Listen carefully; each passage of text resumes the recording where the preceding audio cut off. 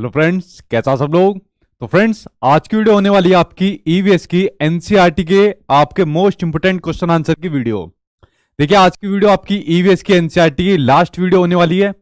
आज की वीडियो आज आपकी मान के चलिए एनसीईआरटी के इंपोर्टेंट क्वेश्चन आंसर की आज आपका लास्ट एक टेस्ट मानकर चलिए। इसके बाद आपकी कोई भी आपकी टेस्ट नहीं होने वाला है। आज आपकी लास्ट वीडियो होने वाली है आपके ईवीएस के एनसीईआरटी के पैटर्न पर आधारित। आपकी आज की वीडियो के अंदर आपको कुछ एक्सपेक्टेड क्वेश्चन आंसर आपको देखने को मिलेंगे। आज की वीडियो से ही आपको कई क्वेश्चन आपको अपने एग्जाम में भी आपको देखने को मिलेंगे और एक तरीके से आज आपका एक टेस्ट भी आज आपको देखने को मिल जाएगा, जिससे आपको यह पता लग जाएगा कि आपकी तैयारी एक्चुअली में कितनी हो चुकी है और आपका कितना स्कोर आपके एग्जाम में बनने वाला है। तो चलिए स्टार्ट करते हैं आज की बड़े ही महत्वपूर्ण वीडियो। कुछ एक्सपेक्टेड क्वेश्चन मैंने आज की वीडियो के अंदर लिए हैं जो सेम आपके एनसीईआरटी के पैटर्न पर आधारित है, जैसा पेपर आपके एग्जाम में आपको देखने को मिलने वाला है। तो चलिए क्लास को मैं शुरू कर लेता हूं। कुछ मिनट वैसे ही लेट हो गया हो। जैसी वीडियो को देखता हूं तो देखता हूं मेरे नाम से पता नहीं दुनिया भर के चैनल बने हुए हैं। तो कोई मेरी फोटो लगाकर वीडियो डालता है, कोई कुछ डालता है। तो एक चीज मैं आपको क्लियर बता दूं, मेरा सिर्फ यही यूट्यूब चैनल है। मैं इसी YouTube चैनल पर अपनी वीडियो अपलोड करता हूं। इसके अलावा मेरा कोई YouTube चैनल नहीं है। एक और मेरा YouTube चैनल है जिस पर मैं अपनी पर्सनल मेरी कोई चीजें डलती है। 2-3 वीडियो डली हुई है बस, ज्यादा नहीं है। मेरे ख्याल से 5-6 वीडियो है कुछ, ठीक है। और एक सीपी स्टडी पॉइंट है बस। और मेरा कोई YouTube चैनल नहीं है। जो दुनिया भर के मेरे नाम से YouTube चैनल बने हुए हैं वो सब फेक है। वो मेरे कुछ स्टूडेंट वगैरह कोई बना लेता है, कुछ और बना लेता है, वरना मेरा कोई YouTube चैनल नहीं है। तो मैं खुद देखता हूं यार, इतने सारे बने हुए हैं, मैं किस किस को देखूंगा, ठीक। तो मेरा यही YouTube चैनल है जिस पर आपको ऑथेंटिक जानकारी मिलती है, जिस पर मैं पढ़ाता हूं, सब चीज कराता हूं, ठीक।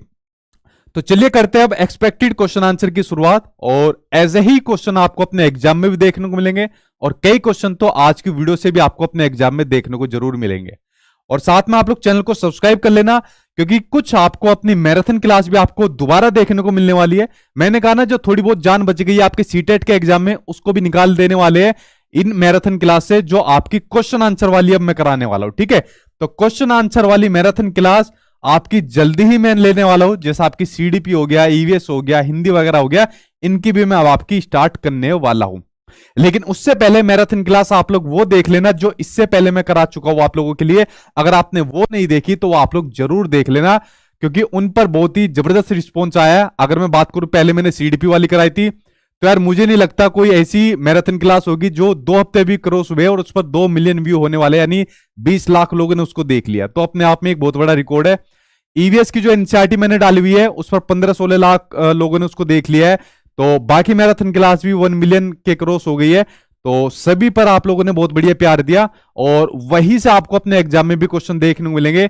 बस एक सोशल साइंस वाली मैराथन क्लास है जिसमें आपको कुछ अलग से और मेहनत करनी पड़ेगी, वरना बाकी मैराथन क्लास में मैंने अपना पूरा एफर्ट डाल दिया है, जो आपके एग्जाम को अच्छी तरीके से आपको उड़ा देगी, ठीक है। और एक इंग्लिश की मैराथन क्लास और बचती है और बाकी क्वेश्चन आंसर वाली मैराथन क्लास मैं आप लोगों के लिए जल्दी लेकर आऊंगा। तो चलिए फ्रेंड्स, करते हैं आज आपकी एक्सपेक्टेड क्वेश्चन आंसर की शुरुआत। और साथ में जितना मॉक टेस्ट पर प्रैक्टिस करोगे, देखिए उतना फायदेमंद है। बार बार मैं इस बात को आपसे कह भी रहा हूं कि पेपर आपका ऑनलाइन होने वाला है और बिना ऑनलाइन प्रैक्टिस करे बात नहीं बनने वाली। तो ऑनलाइन प्रैक्टिस जाकर जरूर करना। तो मैंने ये सॉफ्टवेयर आपका सेम अपना जो सीबीएसई का पैटर्न है उसी पर बनवाया हुआ है। तो आप लोग गूगल पर जाना, वहां पर लिखना sachinacademy.com, मेरी वेबसाइट खुलकर आ जाएगी, उस पर जाकर आप लोग इसकी प्रैक्टिस करना जितना भी हो सके, क्योंकि जितने मॉक टेस्ट लगाओगे ऑनलाइन उतना ही आपको फायदा आपको एग्जाम में देखने को मिलेगा। तो चलिए करते हैं आपके इंपोर्टेंट क्वेश्चन आंसर की शुरुआत, जो आपके एनसीईआरटी के पैटर्न पर मैंने आपके लिए बनवाए हुए हैं। पहला क्वेश्चन सामने आपकी स्क्रीन पर आ गया, इसका आंसर आप लोग दीजिए और साथ के साथ क्वेश्चन को पढ़िए। तो पहला क्वेश्चन सामने आपकी स्क्रीन पर दिया हुआ है आपके नंदू हाथी से। तो देखिए नंदू हाथी के बारे में क्या क्या चीजें आपके सामने आपके एग्जाम में देखने को मिलेगी, उसके बारे में एक एक करके बात कर लेते हैं। तो चलिए पढ़ते हैं भाई, आपके नंदू हाथी के बारे में क्या क्या चीज दी हुई है। कि हाथियों के बारे में नीचे कुछ आपके कथन दिए हुए, स्टेटमेंट दिए हुए, उनके बारे में विचार करने हैं। तो करते हैं भाई एक एक करके आपके नंदू हाथियों के बारे में आपके विचार। पहला स्टेटमेंट है कि हाथी एक समूह में रहते हैं जिसे आपके झुंड कहते हैं। बिल्कुल सही है कि हाथी जिस समूह में रहते हैं उसको झुंड कहते हैं। हाथी एक झुंड में रहते हैं। दूसरा, हाथियों के झुंड में केवल हथिनियां और बच्चे रहते हैं। यह भी बिल्कुल सही बात है। तो हाथी बेसिकली क्या रहता है, कुछ समय तक उस झुंड में रहता है, लेकिन एक समय के बाद हाथी वहां से उस झुंड से निकलकर चला जाता है। हाथियों के झुंड में कितनी भी हथिनियां अपने बच्चों के साथ रह सकती है, यह बिल्कुल गलत बात है। हाथियों के झुंड में 10 से 12 हथिनियां ही रह सकती है अकॉर्डिंग टू आपके एनसीईआरटी। तो यह स्टेटमेंट आपका गलत हो गया। हाथी 4 से 5 साल की आयु होने तक ही झुंड में रह सकते हैं, बिल्कुल गलत है आपका। हाथी जो होते हैं 14 से 15 साल तक की एज तक की आपके किस में रहते हैं, झुंड तक रहते हैं। उसके बाद वो झुंड को छोड़कर अपना चले जाते हैं, ठीक है, ये बात हो गई। और उसके बाद झुंड को वो छोड़कर चले जाते हैं। अगर मैं बात करूं हाथी के बारे में और पॉइंट, जो हाथी होता है उसको कीचड़ में खेलना पसंद होता है। किसमें? हाथी को कीचड़ में खेलना बहुत पसंद होता है और इससे उसके शरीर को ठंडक भी बहुत मिलती है। हाथी को जो होता है, हाथी को अगर जब गर्मी लगती है तो हाथी को जब गर्मी लगती है तो गर्मी में वो अपने जो उसके कान होते हैं, बड़े बड़े कान आपने देखे ना, तो उनको हिलाकर वो अपनी हवा चलाता है, एक तरीके से मतलब हवा को फील करता है, हवा लेता है उनको हिलाकर। जब हाथी के सामने कुछ समस्या आती है, हाथी के सामने खतरा आता है, तो उसके बाद वो आपस में एक दूसरे की हेल्प करते हैं। ये नहीं कि इधर उधर भाग जाते छोड़ देते, तो आपस में एक दूसरे की हेल्प भी करते हैं। जब हाथी का जो छोटा बच्चा होता है, लगभग आपका 3 महीने का जो बच्चा होता है, अगर मैं उसके वेट की बात करूं, उसके वजन की बात करूं, तो भाई उसका वेट होता है आपका 200 केजी का, आपका हाथी के बच्चे का वेट होता है। जो हाथी होता है वो आपका डेली में आपका 100 केजी तक आपके पत्ते वगैरह तक के आपके चीजें खा लेता है, जो आपका हाथी होता है। हाथी यार आपका दिन में बहुत कम आराम करता है, ठीक है, दिन में बहुत कम आराम करता है, यानी दिन में बहुत कम सोता है। मान के चलिए एक दिन में 2 से 4 घंटे आपका हाथी दिन में आपका सोता है। अगर हाथी की बात करें तो हाथी के शिकार की भी बात आती है, जो पिछली बार आपके ऑनलाइन एग्जाम में क्वेश्चन भी पूछा गया, इससे पहले नहीं पूछा गया था कि हाथी का शिकार किस लिए किया जाता है। जो हाथी के दांत होते हैं, जो आपने 2 बड़े बड़े दांत देखे, तो उसके लिए हाथी का आपका शिकार भी आपका किया जाता है। तो ये कुछ इंपोर्टेंट पॉइंट थे जो आपके एनसीईआरटी के अंदर दिए हुए हाथियों से संबंधित, और यही से क्वेश्चन आपके एग्जाम में आपके हाथियों से आपके पूछे जाते हैं। तो ये बात होगी आपके हाथियों के बारे में। बढ़ते हुए आपके नेक्स्ट क्वेश्चन की ओर, जो नेक्स्ट क्वेश्चन आपके सामने आपकी स्क्रीन पर आने वाला है, ठीक। चलिए अगला क्वेश्चन सामने आपकी स्क्रीन पर आ गया है। अगला क्वेश्चन देखते हैं, नेक्स्ट क्वेश्चन आपको क्या दिया हुआ है। नेक्स्ट क्वेश्चन आपको दिया हुआ है कि नीचे दिए गए किस रोग के प्रकरण में डॉक्टर रोगियों को गुड़, आंवला और हरी पत्ते वाली सब्जियों को खाने के लिए सलाह देता है? टाइफाइड में, यानी मियादी बुखार में, एनीमिया में, या फिर चिकनगुनिया में, या फिर डेंगू में? बताइए इसका सही आंसर आप लोगों का क्या हो जाएगा। इसका सही आंसर क्या हो जाएगा? गुड़, आंवला और हरे पत्तेदार सब्जियां। बहुत बार ये क्वेश्चन आपका रिपीट हुआ है। देखिए जब डॉक्टर इस तरीके की आपकी चीजों को आपका प्रिस्क्राइब करता है, गुड़, आंवला और हरे पत्तेदार सब्जियों को खाने के लिए, तो ये रोग होता है आपका एनीमिया का रोग होता है। किसका रोग होता है? आपका एनीमिया का रोग होता है। एनीमिया में बेसिकली आपका खून की कमी हो जाती है, यानी कि आपका हीमोग्लोबिन की कमी हो जाती है। आप लोग इसमें, ये मैंने क्या लिख दिया, आपका हीमोग्लोबिन की कमी भी आप लोग लिख सकते हो, क्योंकि आपके एग्जाम में सबसे ज्यादा आपका हीमोग्लोबिन आपका पूछा जाता है, ठीक है, हीमोग्लोबिन की आपकी कमी पूछी जाती है। देखिए जब खून की कमी या हीमोग्लोबिन की कमी हो जाती है तो आप लोग देखोगे जो हमारे नाखून है ये पीले पड़ जाएंगे, हमारी आंख है ये पीली पड़ जाएगी, शरीर हमारा पीला पड़ जाता है खून की कमी से, ठीक है। तो ये रक्त की कमी बोल सकते हैं आप लोग इसे, दूसरा नाम इसमें बोले तो ब्लड की जब कमी हो जाती है तब आपका एनीमिया का रोग आपको देखने को मिल जाता है, ठीक है। अब इसमें एक आपका पैरामीटर और आपको देखने को मिलता है कि जो हीमोग्लोबिन की मात्रा होनी चाहिए, अगर बच्चे के परिप्रेक्ष्य में बात करी जाए, अगर कोई 18 साल से कम नीचे का कोई बच्चा है तो उसमें हीमोग्लोबिन की मात्रा आपकी कितनी होनी चाहिए। देखिए अगर कोई लड़का है तो उसमें हीमोग्लोबिन की मात्रा कितनी होनी चाहिए, बताओ कमेंट बॉक्स में। और अगर कोई लड़की है उसमें कितनी होनी चाहिए हीमोग्लोबिन की मात्रा, क्योंकि पिछली बार आपके ऑनलाइन एग्जाम में कई कई बार ये वाला क्वेश्चन पूछा गया था, बताइए कमेंट बॉक्स में। अगर बच्चे का परिप्रेक्ष्य में बात करी जाए तो हीमोग्लोबिन की मात्रा 12.4 से लेकर आपका 14.9 डेसीलीटर तक की आपकी हीमोग्लोबिन की मात्रा इसके अंदर बच्चे की होनी चाहिए। अब आपके एग्जाम में क्वेश्चन पूछा गया कि मान लीजिए एक बच्चे के अंदर आपकी हीमोग्लोबिन की मात्रा 10.9 है, तो उसके अंदर आपका किसकी कमी आपको देखने को मिल रही है? तो आप पर ब्लड की कमी आपको देखने को मिल रही है, यानी कि हीमोग्लोबिन की मात्रा देखने को मिल रही है, यानी कि एनीमिया का रोग आपको देखने को मिल रहा है, ठीक है। तो ये पॉइंट आप लोग समझ गए। हाँ जी, नेटवर्क में कमी बिल्कुल नहीं है भाई आपकी, ठीक। अगली बात करते हैं आपके, अगर लड़कियों की बात पूछे तो लड़कियों में होती है आपकी 11.7 से आपकी 13.8 तक की आपकी होती है डेसीलीटर में। अगर लड़कियों के बारे में आपसे पूछे तो आपको हीमोग्लोबिन का ये आपका पेरीमीटर आपसे पूछ लेगा। तो अगर आपके एग्जाम में पेरीमीटर पूछ ले डेसीलीटर में कि लड़कों में कितनी होनी चाहिए, लड़कियों में कितनी होनी चाहिए, अगर इनसे कम है, अगर आप में खून की मात्रा, ब्लड की कमी कम है, तो समझ लेना वहां पर हीमोग्लोबिन की मात्रा कम है, बच्चा एनीमिया के रोग से आपका शिकार है। ठीक है, ये चीज आपको समझनी पड़ेगी। ठीक, ईवीएस में पेडागोजी भाई करा चुका हूं, जाके देख लीजिए, मैराथन क्लास पूरी डाली हुई है ईवीएस पेडागोजी के नाम से। आप जाके सर्च तो करिए ईवीएस पेडागोजी मैराथन क्लास, भाई सचिन नाम के डाल के देखिए, आपको देखने को मिल जाएगी। ठीक, ये क्वेश्चन आपका हो गया। चलिए बढ़ते अब आपके नेक्स्ट क्वेश्चन की ओर।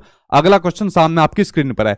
जितने भी आपके सब्जेक्ट है यूट्यूब पर सर्च मार के देखो, CDP marathon class by Sachin sir, EVS marathon class by Sachin sir, maths marathon class by, सारे सब्जेक्ट की मैराथन क्लास आपको देखने को मिल जाएगी।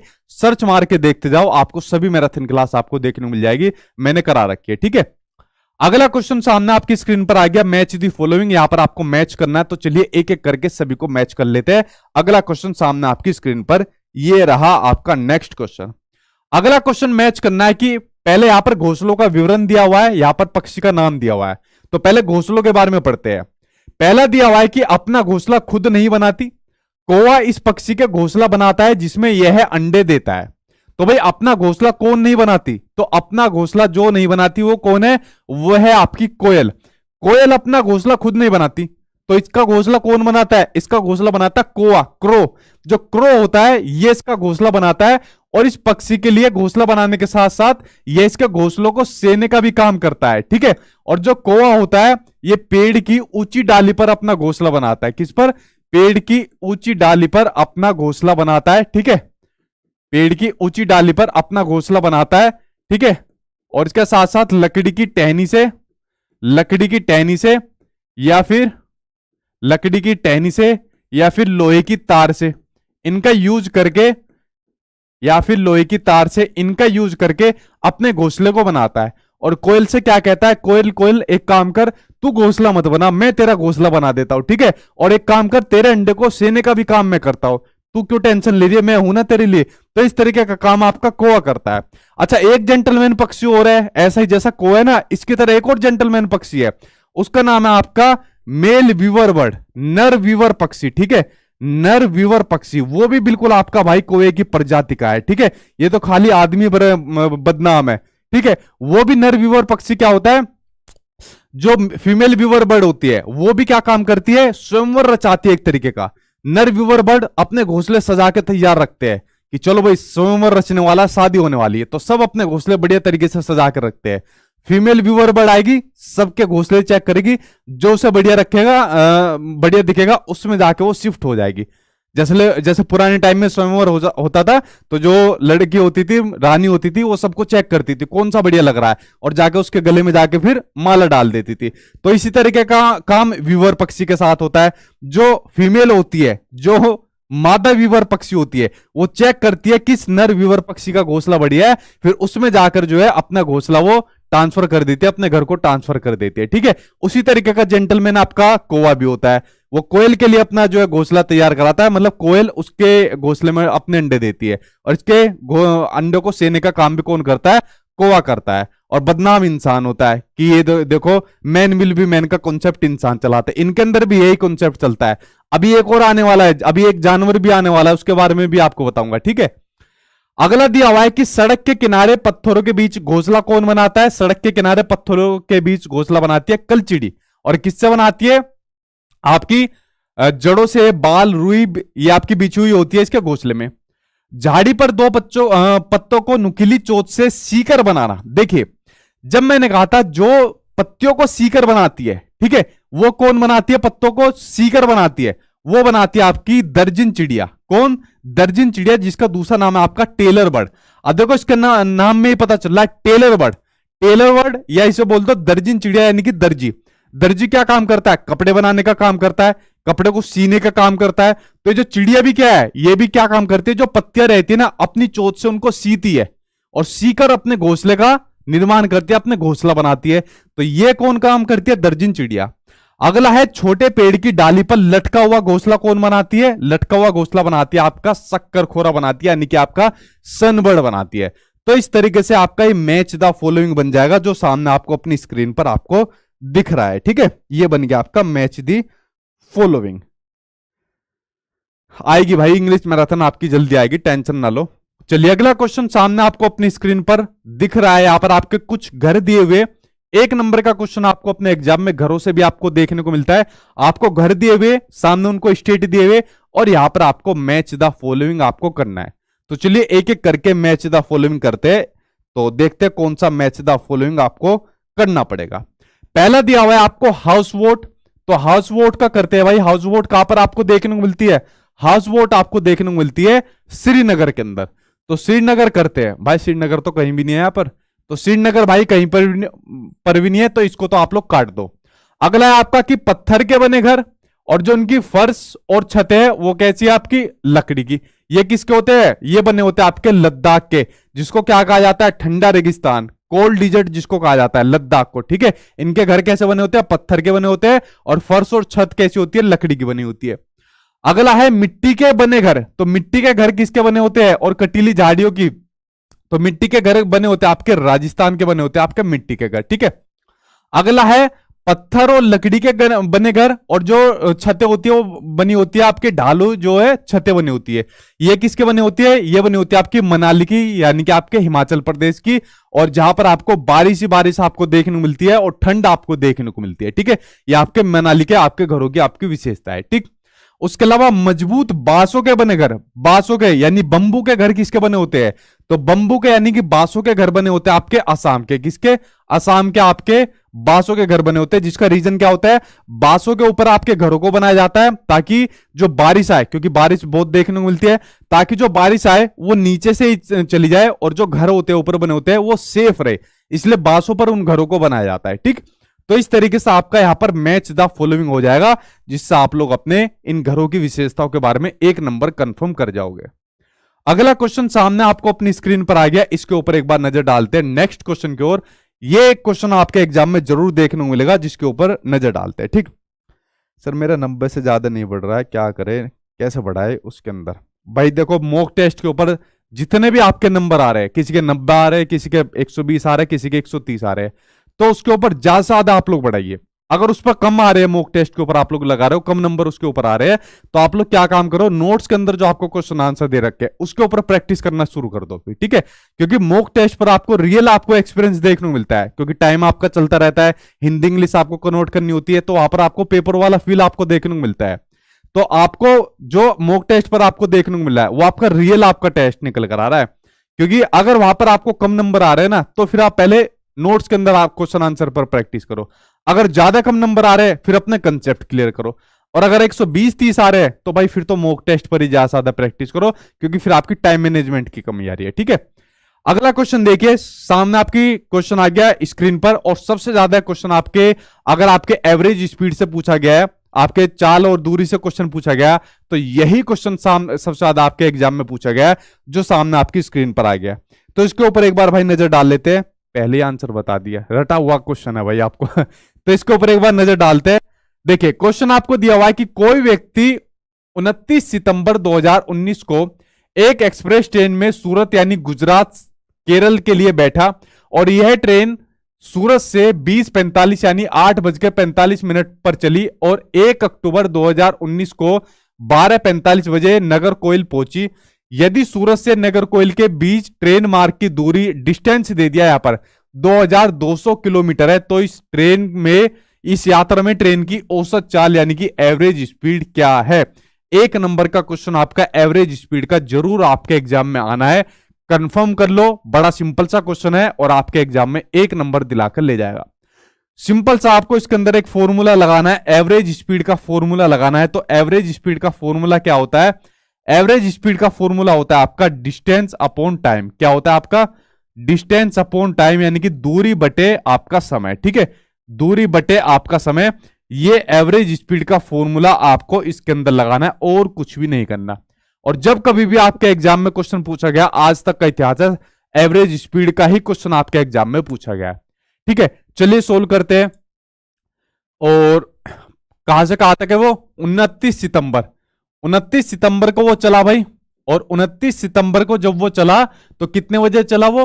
वो चला गुजरात से केरल के लिए 20:45 पर, ठीक 20:45 पर वो चला, तो चल दिया भाई वो 20:45 पर। और कब पहुंचा? 1 अक्टूबर 2019 को 12:45 पे। तो 1 अक्टूबर को कितने बजे पहुंचा? 12:45 पर चला। तो भाई टाइम निकाल लो, सॉरी 12:45, 48 नहीं, 12:45 पर। तो 29 से 30 सितंबर, ठीक है। अब देखो 29 से जब 30 सितंबर पर जाएंगे तो यहां पर 20:45 तक का कितना टाइम हो जाएगा? यहां पर पूरे हो जाएंगे 24 घंटे। कितने हो जाएंगे? 24 घंटे। भाई 20:45 से अगले जो है 20:45 तक 24 घंटे हो गए। अब ये 20:45 जो है ये 8:45 है, यानी कि ये रात के 8:45 ही तो है। तो ये तो हो गए पूरे 24 घंटे।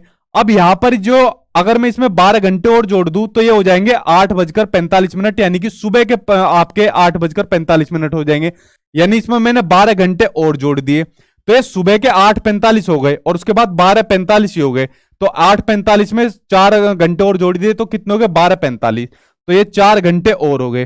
तो 24 और 12 और 4 कितने हो गए? 4 2 6, 4 10 की जोड़ हासिल, 1 2 3 और 1 4, यानी कि 40 घंटे। तो टाइम मेरा निकल कर आ गया 40 घंटे, ठीक है। 40 घंटे मेरा टाइम निकल कर आ गया।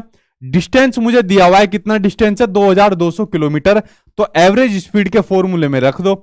एवरेज डिस्टेंस कितना है? 2200। तो 2200 मैंने ऊपर रख दिया, ये डिस्टेंस मेरा निकल कर आया। टाइम कितना निकला मेरा? 40 घंटे। 40 घंटे नीचे रख दिया, काट दो, 0 से 0, 4 5 10, 4 5 10, 55 किलोमीटर पर आवर आंसर मेरा निकल कर आ गया। कुछ नहीं करना क्वेश्चन में, सिर्फ इस फॉर्मूले के अकॉर्डिंग इनमें वैल्यू पुटअप करनी है, आपका आंसर निकल कर आ जाएगा। और कुछ भी आपको ज्यादा करने की जरूरत इसके अंदर नहीं पड़ेगी, ठीक है। ये मैंने आपको बता दिया, तो ज्यादा इसमें आपको तिगड़मबाजी नहीं लगानी कुछ भी। चलिए नेक्स्ट क्वेश्चन देखते हैं। आपका नेक्स्ट क्वेश्चन सामने आपकी स्क्रीन पर आ गया। तो यहां पर देखिए नेक्स्ट क्वेश्चन, यहां पर आपको मैच दी फॉलोइंग दोबारा करना है। इसके ऊपर एक बार फिर से नजर डाल लेते हैं नेक्स्ट क्वेश्चन के ऊपर, ठीक ठीक है भाई। अगला क्वेश्चन देखिए, यहां पर आपके कुछ जानवर दिए हुए, कुछ पक्षी दिए हुए, ठीक है, और यहां पर उनकी विशेषताएं दी हुई है। तो उन विशेषताओं को उनसे आपको मैच दी फॉलोइंग करना है एक एक करके। तो चलिए करते हैं मैच दी फॉलोइंग, ठीक। कौन सा नोटिफिकेशन का कोड अपडेट करना है भाई? पूरा लिखा करो मैसेज ताकि थोड़ा समझ में आ जाए। देखिए पहले दिया हुआ है इसमें आपसे कि हमसे 4 गुना दूरी से अधिक देखने वाला पक्षी। तो हमसे यानी मनुष्य से 4 गुना अधिक तक दूरी देखने वाले पक्षी कौन कौन से है? चील, बाज और गिद्ध। ये हमसे 4 गुना अधिक दूरी तक देखने वाले पक्षी है, ठीक है। चील, बाज और गिद्ध, तो यानी कि ये हो जाएगा आपका चील, बाज और गिद्ध। तो ये हो जाएगा थर्ड, इसका ऑप्शन हो जाएगा आपका, ठीक है। अगला है दिन के लगभग 17 घंटे ये आपकी पेड़ की शाखा से उल्टे लटक कर सोने वाला है। तो ये आपका सुस्त जो आपका जानवर है, कौन सा आपका? भालू नहीं, भालू जैसा दिखने वाला, जिसका नाम है आपका क्या? स्लोथ। और कितने दिन तक जिंदा रहता है आपका? 40 वर्ष तक जिंदा रहता है आपका, ठीक है। और लगभग आपके 8 पेड़ तक पेड़ पर ही रहता है आपका। एक पेड़ की आपकी पत्तियां खाता है, जब उसकी पूरी पत्तियां खाता है इतना सुस्त रहता है, फिर बराबर वाले पेड़ पर चला जाता है, फिर उसकी पत्तियां खाना शुरू कर देता है। हफ्ते में सिर्फ एक बार ही अपना सोच के लिए नीचे आता है। तो ये आपका सुस्त जानवर जिसका नाम आपका स्लोथ, जो आपका भालू जैसा दिखता है बट आपका भालू नहीं होता है, ठीक है। तो कहा है भाई स्लोथ छिपा हुआ, ये रहा आपका स्लोथ। पक्षी जिसकी आंखें सामने की तरह होती है, सामने की ओर होती है, यानी कि आपके मनुष्य की तरह होती है। और सबसे ज्यादा आपके एग्जाम में पिछली बार ऑनलाइन पूछा गया था उल्लू, ठीक है। तो ये होता है आपका कौन? उल्लू, जो अपनी गर्दन को ऐसा कहा जाता है कि 360 डिग्री रोटेट कर लेता है। बट ये जहां तक वो पॉसिबल नहीं है, क्योंकि कोई पक्षी 360 डिग्री रोटेट नहीं कर पाता। जहां तक है 260 डिग्री रोटेट कर लेता है, तो 360 डिग्री पूरा घुमा नहीं पाता, तो 260 डिग्री रोटेट कर लेता, मतलब काफी हद तक अपनी गर्दन को पीछे तक घुमा लेता है। तो वो पक्षी होता है आपका कौन? उल्लू होता है, ठीक है। समझ गए आप लोग?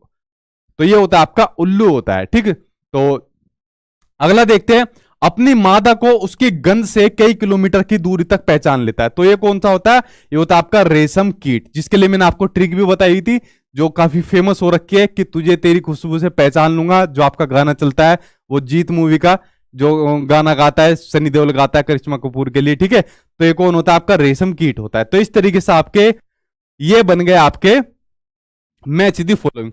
अच्छा, मुझे एक क्वेश्चन आप लोग ये बताइए, मेरा आप लोगों से क्वेश्चन ये है, सामाजिक कीट के अंदर जो सोशल इंसेक्ट होते हैं, सामाजिक कीट के अंदर कौन कौन से कीट आपको आते हैं? कमेंट बॉक्स में बताइए।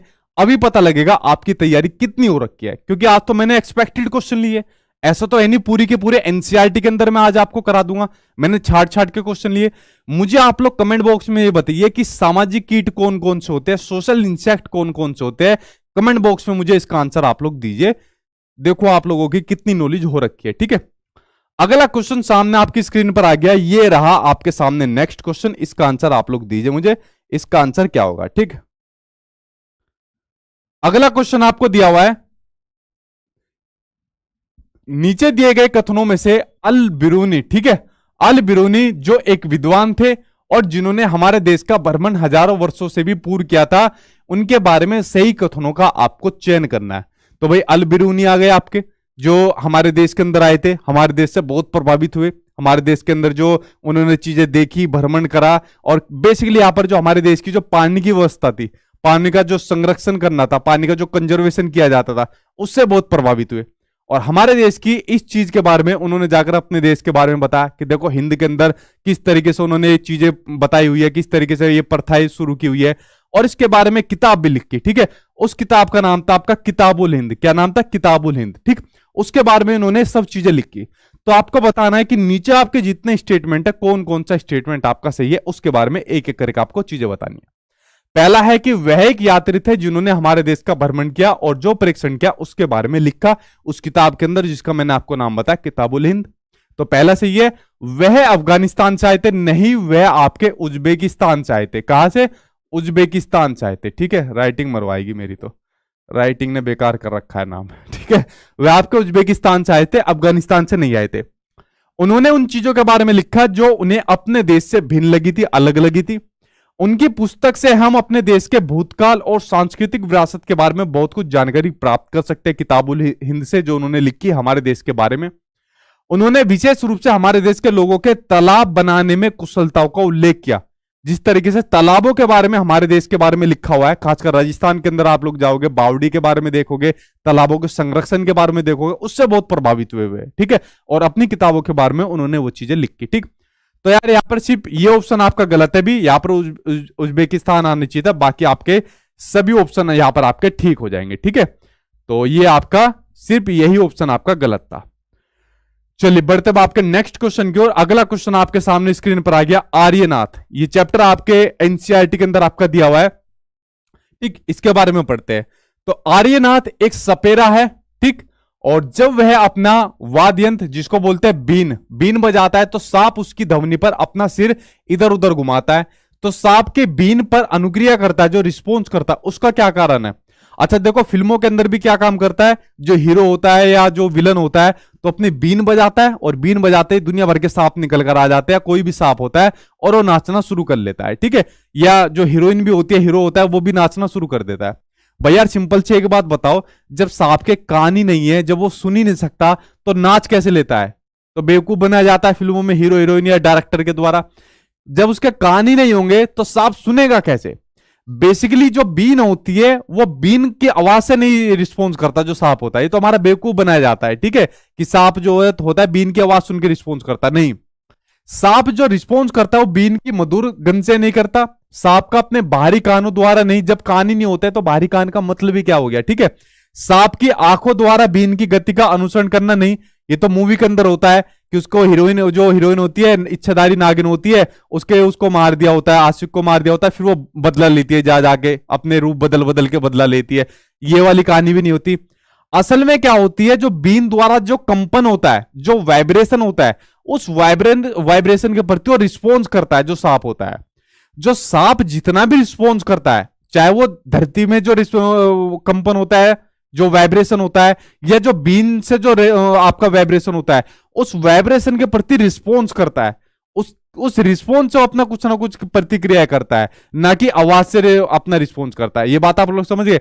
तो सुनकर रिस्पॉन्स नहीं करता, वो वाइब्रेशन से रिस्पॉन्स करता है। आपको हमेशा ये वाली बात ध्यान रखनी है, वो वाइब्रेशन से रिस्पॉन्स करता है, कंपन से रिस्पॉन्स करता है, ठीक है।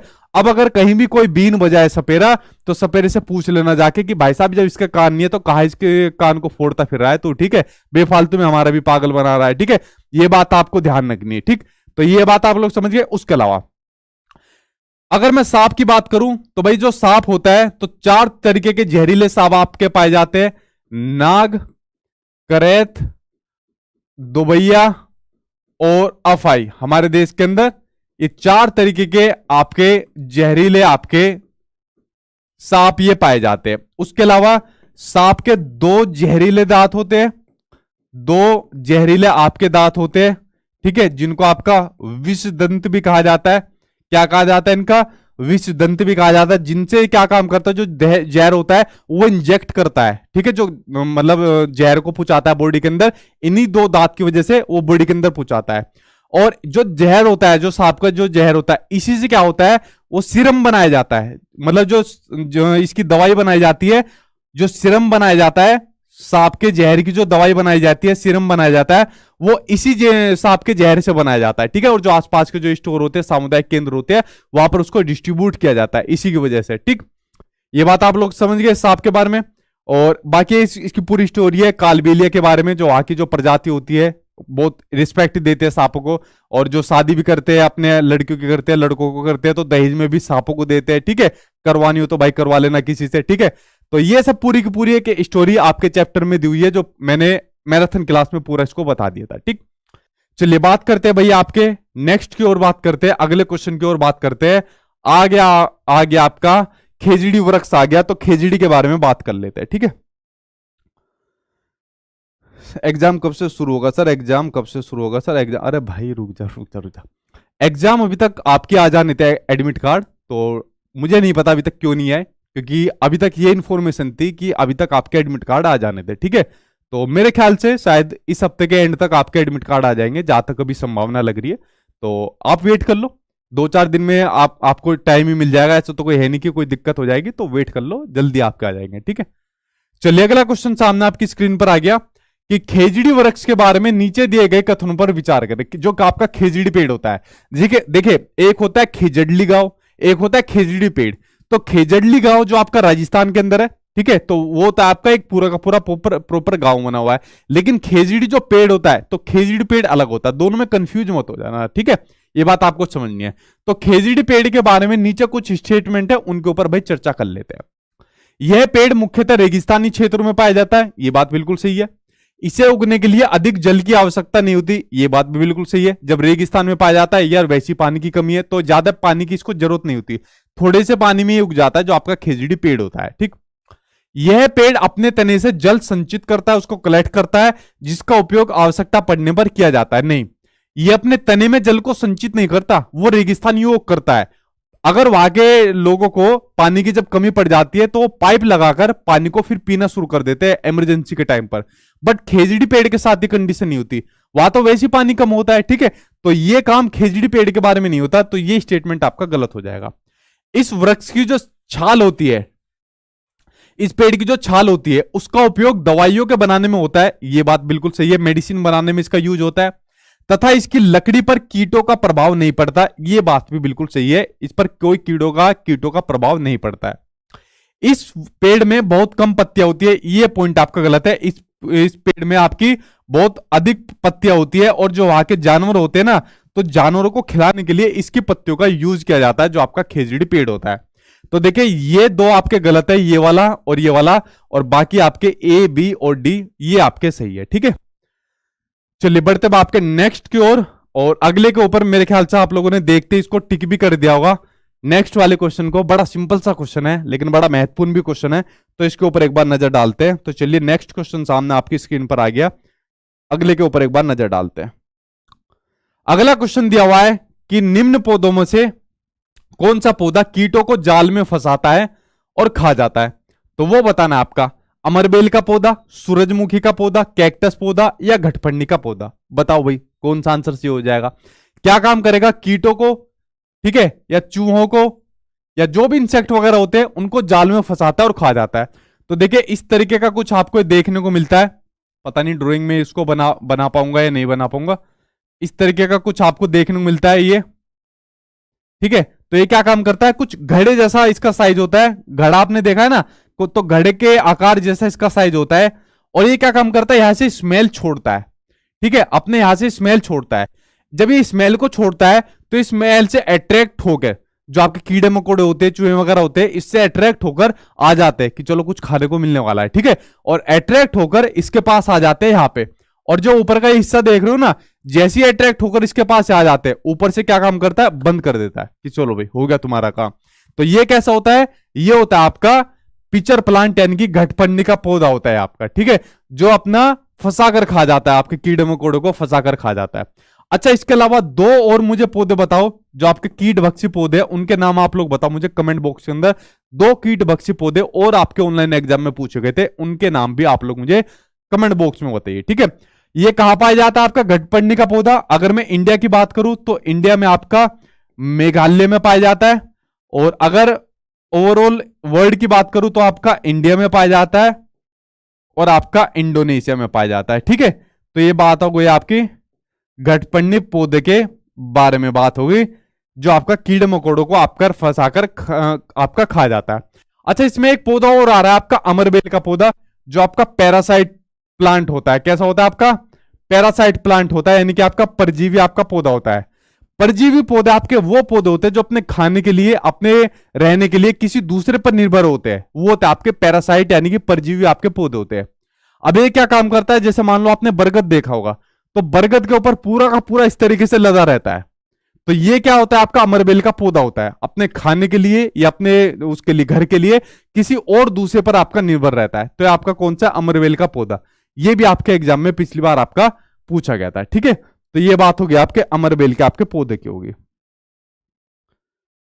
संड्यूज नहीं, संड्यूज, ठीक है।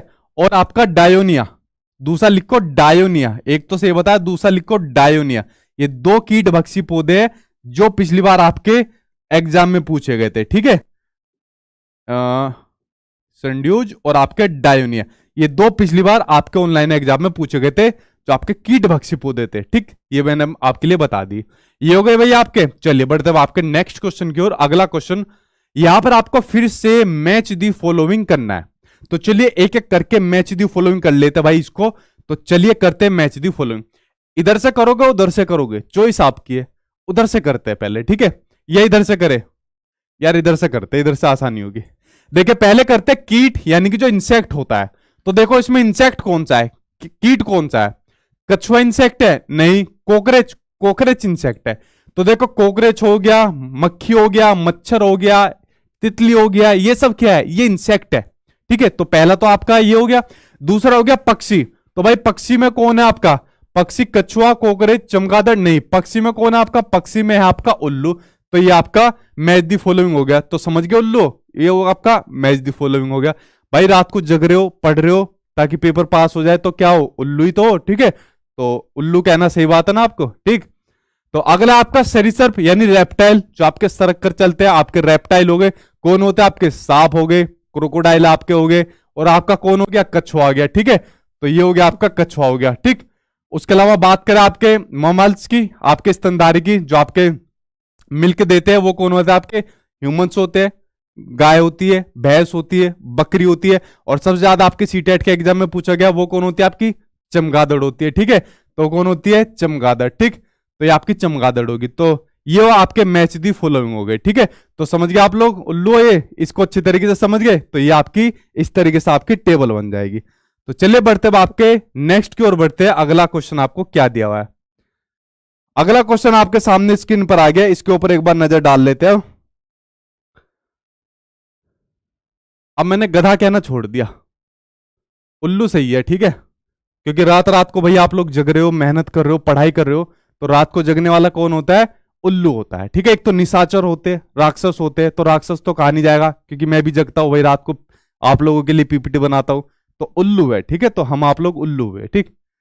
अगला देखो, मैच दी फॉलोइंग करो अगले के ऊपर, ठीक।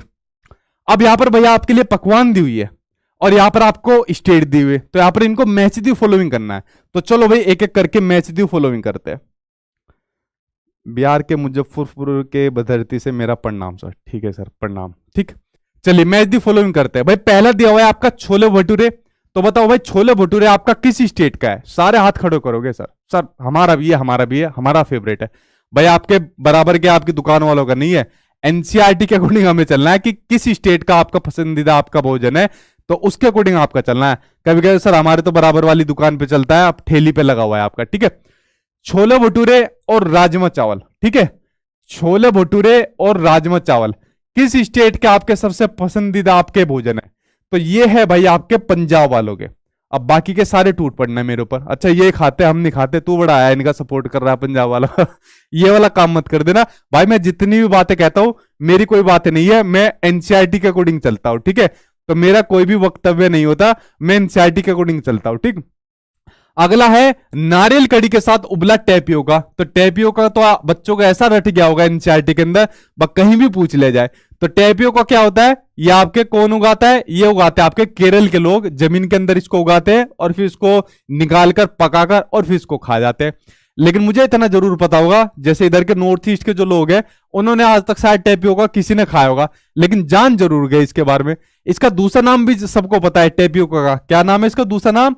कप्पा। क्या नाम है इसका दूसरा नाम? कप्पा इसका दूसरा नाम है, टेपियोका का नाम। ये मेरा ही दिया हुआ दूसरा नाम है, आज से पहले इसका किसी को नहीं पता था दूसरा नाम। पिछली बार मैंने मैराथन दी उसमें मैंने इसका दूसरा नाम बताया, दूसरा नाम कप्पा नाम है, तब से बड़ा फेमस हुआ था, ठीक है, कप्पा के नाम से। अगला है आपका कि सरसों के तेल में बनी मछली। अब देखिए मछली भी दो तरीके से बनाई जाती है, एक तो सरसों के तेल में बनाई जाती है और एक नारियल के तेल में बनाई जाती है। किसके? नारियल के तेल में बनाई जाती है, ठीक है। अगर सरसों के तेल में मछली पकाई जाती है तो भाई आपके कश्मीर हो जाएगा। अगर नारियल के तेल में बनाई जाती है तो आपका क्या हो जाएगा? आपका गोवा हो जाएगा। क्या हो जाएगा? गोवा हो जाएगा। गोवा के अंदर आपके नारियल के पेड़ ही पेड़ आपको देखने को मिलेंगे, ठीक है। तो इस तरीके से आपका यहां पर मैच द फॉलोइंग आपको देखने को मिल जाएगा। उत्तराखंड बेचारा रह गया, उत्तराखंड के अंदर भाई पकवान नहीं दी गई। उत्तराखंड से सिर्फ आपके एग्जाम में 2 क्वेश्चन देखने को मिलते हैं एनसीईआरटी के अंदर, उत्तराखंड के बारे में ज्यादा चीज नहीं दी हुई। एक तो आपकी फूलों की घाटी पूछ लेता है और दूसरा पूछ लेता है जिम कॉर्बेट नेशनल पार्क कहां पर है, तो आपका उत्तराखंड में। बस उत्तराखंड के बारे में और आपके एग्जाम में कुछ भी नहीं पूछता, ठीक है। तो इस तरीके से यहां पर आपका ये वाला आपका कंप्लीट हो जाता है। चलिए बढ़ते अब आपके नेक्स्ट क्वेश्चन की ओर। एक और बात होगी आपके खाने के ऊपर, तो एक और बात करते हैं इनके ऊपर। तो चलिए बात करते हैं। सर आपके नोट्स पूरे बिहार में छाया है, थैंक यू भाई, ठीक। मुझे ऐसा लग रहा है कि यूपी बिहार ज्यादा एक्टिव है कुछ स्टूडेंट जो है, ठीक है। देखो कोई भी वो मतलब है तो सब अपनी, ठीक। हाँ वेरी गुड भाई। चलिए अब बात करते हैं कुछ स्टेटमेंट के ऊपर बात करते हैं। महाराष्ट्र के लोगों को सहजन के फूलों के पकोड़े खाना अच्छा लगता है। भाई मैंने आज तक नहीं खाए, मैं जरूर खाऊंगा, एनसीईआरटी के अंदर पढ़ाता जरूर है बट मैंने खाए नहीं। बट सहजन के फूलों के पकोड़े किसको अच्छे लगते हैं? महाराष्ट्र के लोगों को। तो ये स्टेटमेंट क्या है? बिल्कुल सही है आपका। जम्मू और कश्मीर के लोगों को केले के फूलों की सब्जी पसंद है। नहीं भाई, इनको केलों के फूलों की सब्जी पसंद नहीं है। केलों के फूलों की सब्जी किसको पसंद है? काफो केला और काफो केरल, ठीक है। तो केरल के लोगों को केलों के फूलों की सब्जी आपकी पसंद है। उत्तर प्रदेश में रहने वाले लोगों को किसकी फूलों की सब्जी पसंद है? कचनार के फूलों की सब्जी पसंद है। उत्तर प्रदेश के लोगों को कचनार के फूलों की सब्जी पसंद है, ठीक है। तो ये बात हो गई आपके। तो भाई सेकंड ही गलत है आपका और बाकी दोनों आपके ठीक है। तो इस तरीके से इसका आंसर ये आपका सही हो जाएगा, ठीक है। चलिए बढ़ते अब आपका नेक्स्ट क्वेश्चन की ओर। अगला क्वेश्चन सामने आपकी स्क्रीन पर आ गया और यह क्वेश्चन ऐसा क्वेश्चन है, 1 नंबर क्वेश्चन कंफर्म आपके एग्जाम में आएगा, 100% आपके एग्जाम में आएगा। यह क्वेश्चन आपके मैप से लिया हुआ, इंडिया के मैप से लिया हुआ क्वेश्चन, ठीक है। तो चलिए करते हैं इसको सोल्व, जो सामने आपको अपनी स्क्रीन पर आ गया। क्वेश्चन आपको दिया हुआ है कि भोपाल मध्य प्रदेश की कैपिटल, बेंगलुरु यानी कर्नाटक की कैपिटल के ठीक उत्तर में है, तथा गांधीनगर यानी आपका गुजरात की कैपिटल भोपाल के ठीक पश्चिम में है। तो गांधीनगर के सापेक्ष में आपकी बेंगलुरु की दिशा क्या है? अब देखिए 2 तरीके हैं यहां पर। एक तो तरीका है, आप लोगों ने अभी तक मैप की जितनी भी भौगोलिक स्थिति है, कौन सा स्टेट किसके नजदीक में पड़ता है, किस स्टेट से निकल कर जाएंगे तो किस स्टेट को कैसे पार करेंगे, अगर आपको इसकी नॉलेज हो गई है अभी तक तो वेल एंड गुड है, यानी आपको पूरी नॉलेज होगी, आपने अपने कम से कम 1 या 2 नंबर कंफर्म कर लिए। अगर नहीं हुई तो आज से ही इंडिया के मैप की नॉलेज को ध्यान कर लो कि कौन से स्टेट अरब सागर के नजदीक पड़ते हैं, कौन से स्टेट बंगाल की खाड़ी के नजदीक पड़ते हैं, कौन सा स्टेट किस स्टेट के नजदीक पड़ता है। तो यह नॉलेज होना आपको बहुत ज्यादा जरूरी है, ठीक है, अगर आपको अपने एग्जाम में नंबर कंफर्म करने हैं। तो देखिए इसके ऊपर पढ़ते हैं, क्या दिया हुआ है कि भोपाल बेंगलोर के ठीक उत्तर में है। तो देखिए भोपाल बेंगलोर के ठीक उत्तर में आपको दिया हुआ है। तो भाई ये रहा आपका भोपाल, ये रहा आपका भोपाल, थोड़ा स्क्रीन पर छोटा साइज दिखेगा, और ये रहा आपका बेंगलोर। तो भोपाल किसके, बेंगलोर के ठीक उत्तर में है, तो भाई बिल्कुल सही बात है, भोपाल बेंगलोर के ठीक उत्तर में, तो पहला स्टेटमेंट इसने बिल्कुल सही दे दिया। जैसे उसके बाद इसने दिया हुआ है, मैं आपको समझाने के लिए सिर्फ ये कर रहा हूं, वरना जिन बच्चों को मैप आ गया होगा उन्होंने अभी तक आंसर भी निकाल दिया होगा।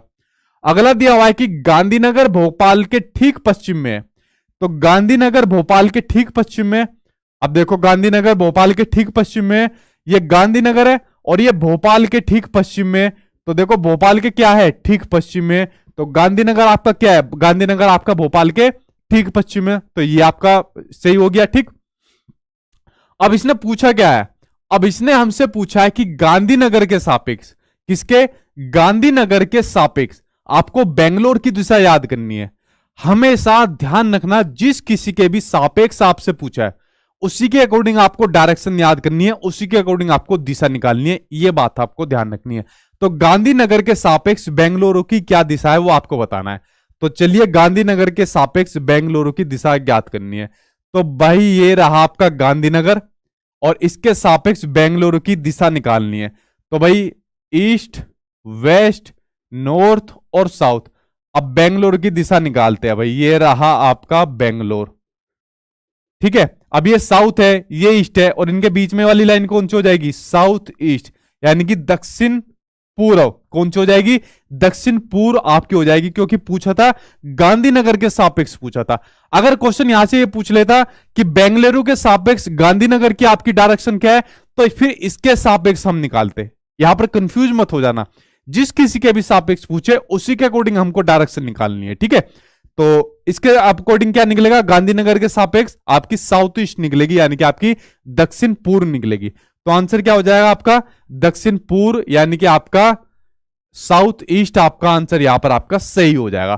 पहला क्वेश्चन तो यहां पर आपका ये हो गया, आपके मैप से संबंधित क्वेश्चन हो गया, जो मैंने आपको मैप के थ्रू बताया। एक और क्वेश्चन आपके एग्जाम में आता है आपके डायरेक्शन से लिया हुआ, एक और क्वेश्चन आपके एग्जाम में आता है आपके डायरेक्शन से लिया हुआ। ये क्वेश्चन भी आपके एग्जाम में जरूर आएगा। क्वेश्चन आपको दे दिया जाएगा कि एक्स किसी पॉइंट से चला, फिर वो पूर्व में मुड़ा, फिर इतना मुड़ने के बाद फिर वो दक्षिण में मुड़ा, फिर फलाना मुड़ा, फिर ढिकाना मुड़ा, फिर इतना मुड़ा, फिर इतना मुड़ा। अब आपको एक्स के सापेक्ष उसकी स्कूल की दूरी या फलाना ढिकाना की दूरी निकालनी है। तो वहां पर आपको एक क्वेश्चन आपको डायरेक्शन से भी जरूर पूछा जाएगा। उसमें आपको कुछ नहीं करना, जैसा जैसा वो चलाता जाए वैसे वैसे आप लोग चलते जाना, आपका वो क्वेश्चन निकल जाएगा। मैराथन क्लास एक और आने वाली क्वेश्चन आंसर वाली, उसमें मैं आपको करा दूंगा, बेफिक्र रहना आप लोग, ठीक है। चलिए बढ़ते हुए आपके नेक्स्ट क्वेश्चन की ओर। अगला क्वेश्चन सामने आपकी स्क्रीन पर आ गया, ये रहा आपके सामने नेक्स्ट क्वेश्चन माउंट एवरेस्ट का, ठीक। तो माउंट एवरेस्ट के विषय में निम्नलिखित कथनों के ऊपर विचार करिए। तो चलिए भाई करते एक एक करके माउंट एवरेस्ट के कथनों के ऊपर विचार। पानी की बोतल है, पानी नला है,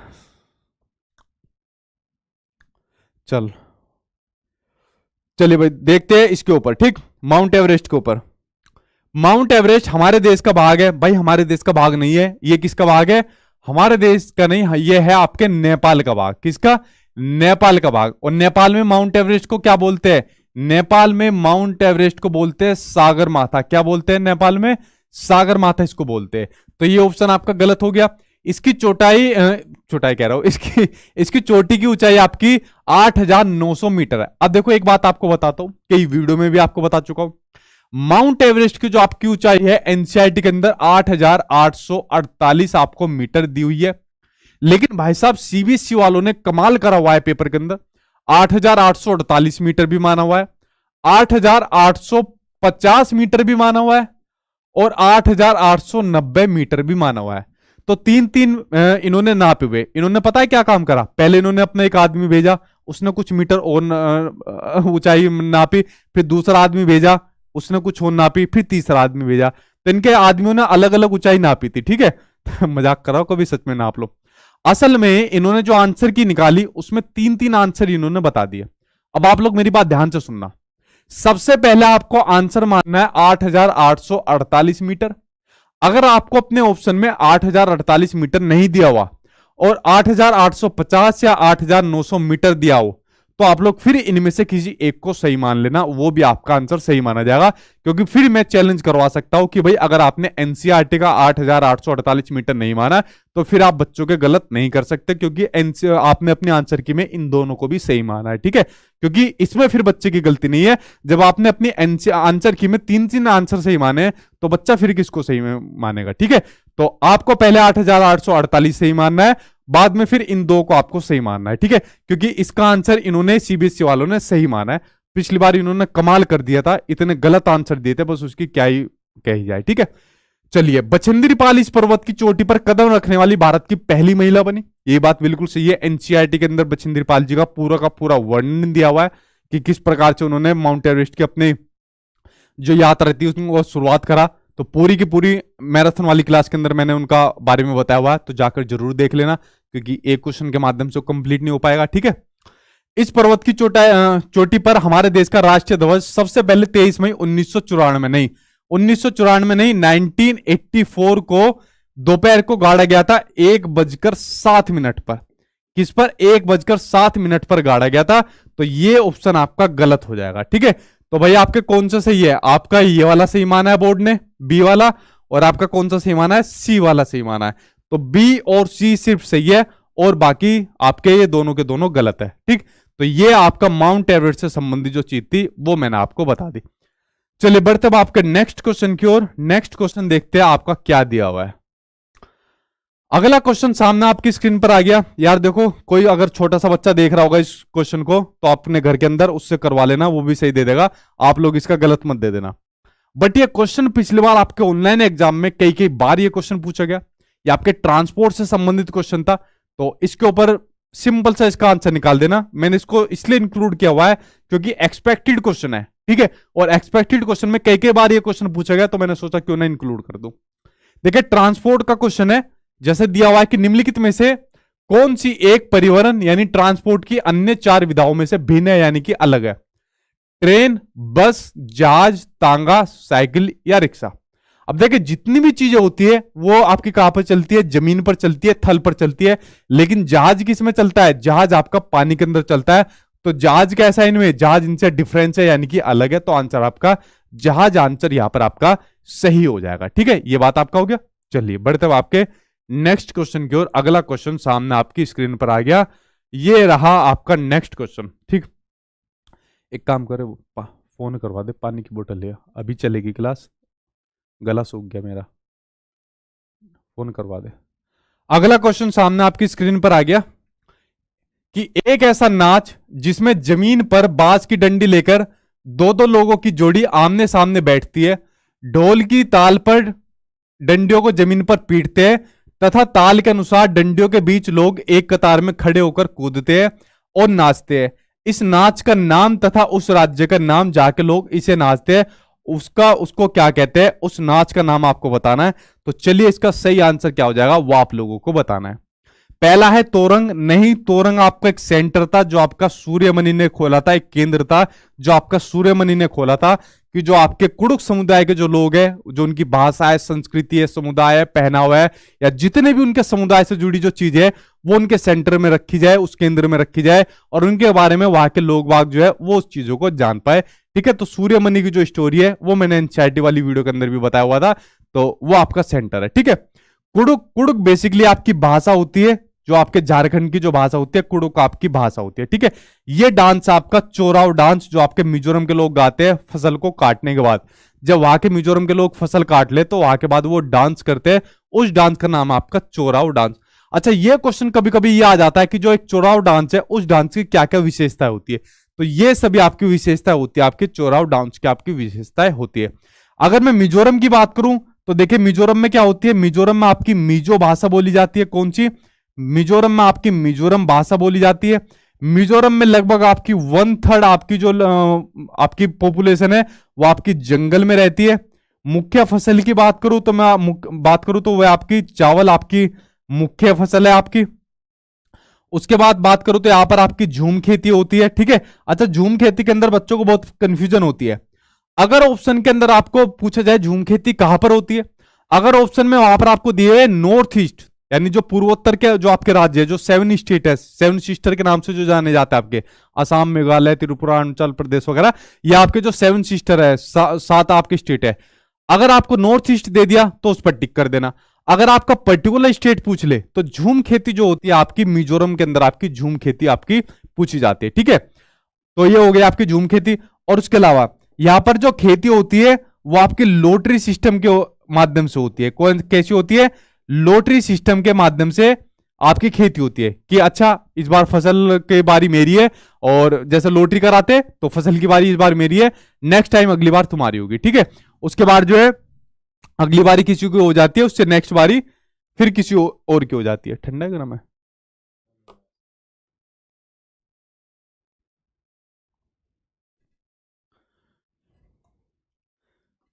चल ठीक है, ठीक है। तो ये होती है आपकी झूम खेती, होती है कहां पर था? लोटरी सिस्टम के माध्यम से होती है। उसके अलावा क्या होता है यहां पर? बांस के बर्तन कहां पर बनाए जाते हैं? बांस के बर्तन भी आपके मिजोरम के अंदर बनाए जाते हैं। आपके जो बांस के बर्तन होते हैं मिजोरम के अंदर बनाए जाते हैं, ठीक है भाई। मैं पानी पी लूं 1 सेकंड, फिर उसके बाद शुरू करता हूं।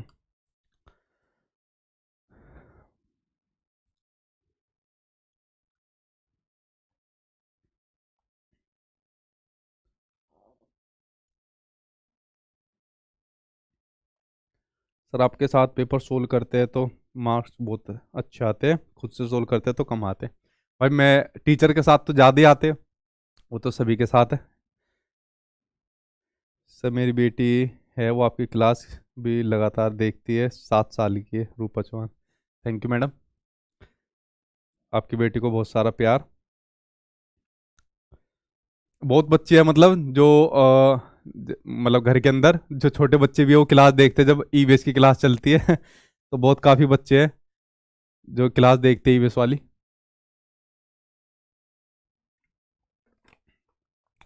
चलिए अब मैं शुरू करता हूँ क्लास को। यहां तक हो गया आपका, नेक्स्ट की ओर चलते हैं। अगला क्वेश्चन सामने आपकी स्क्रीन पर आ गया कि बिहार राज्य के लोगों के लिए मधुमक्खी पालन, ठीक है, क्या कहा जाता है मधुमक्खी पालन को? एपीकल्चर। क्या कहा जाता है मधुमक्खी पालन को? एपीकल्चर कहा जाता है मधुमक्खी पालन को। इसकी प्रक्रिया शुरू करने का सबसे बढ़िया टाइम पीरियड आपका क्या होता है? अक्टूबर से दिसंबर, अप्रैल से सितंबर, मार्च से जून, या फिर जनवरी से मार्च? बताओ क्या होता है मधुमक्खी पालन का सबसे बढ़िया जो आपका टाइम पीरियड होता है वो क्या होता है? इसका कमेंट बॉक्स में आंसर दीजिए। ये तो सबसे आसान क्वेश्चन आप लोगों का है, इसका आंसर सभी लोग सही दोगे, ठीक है। बहुत बढ़िया भाई।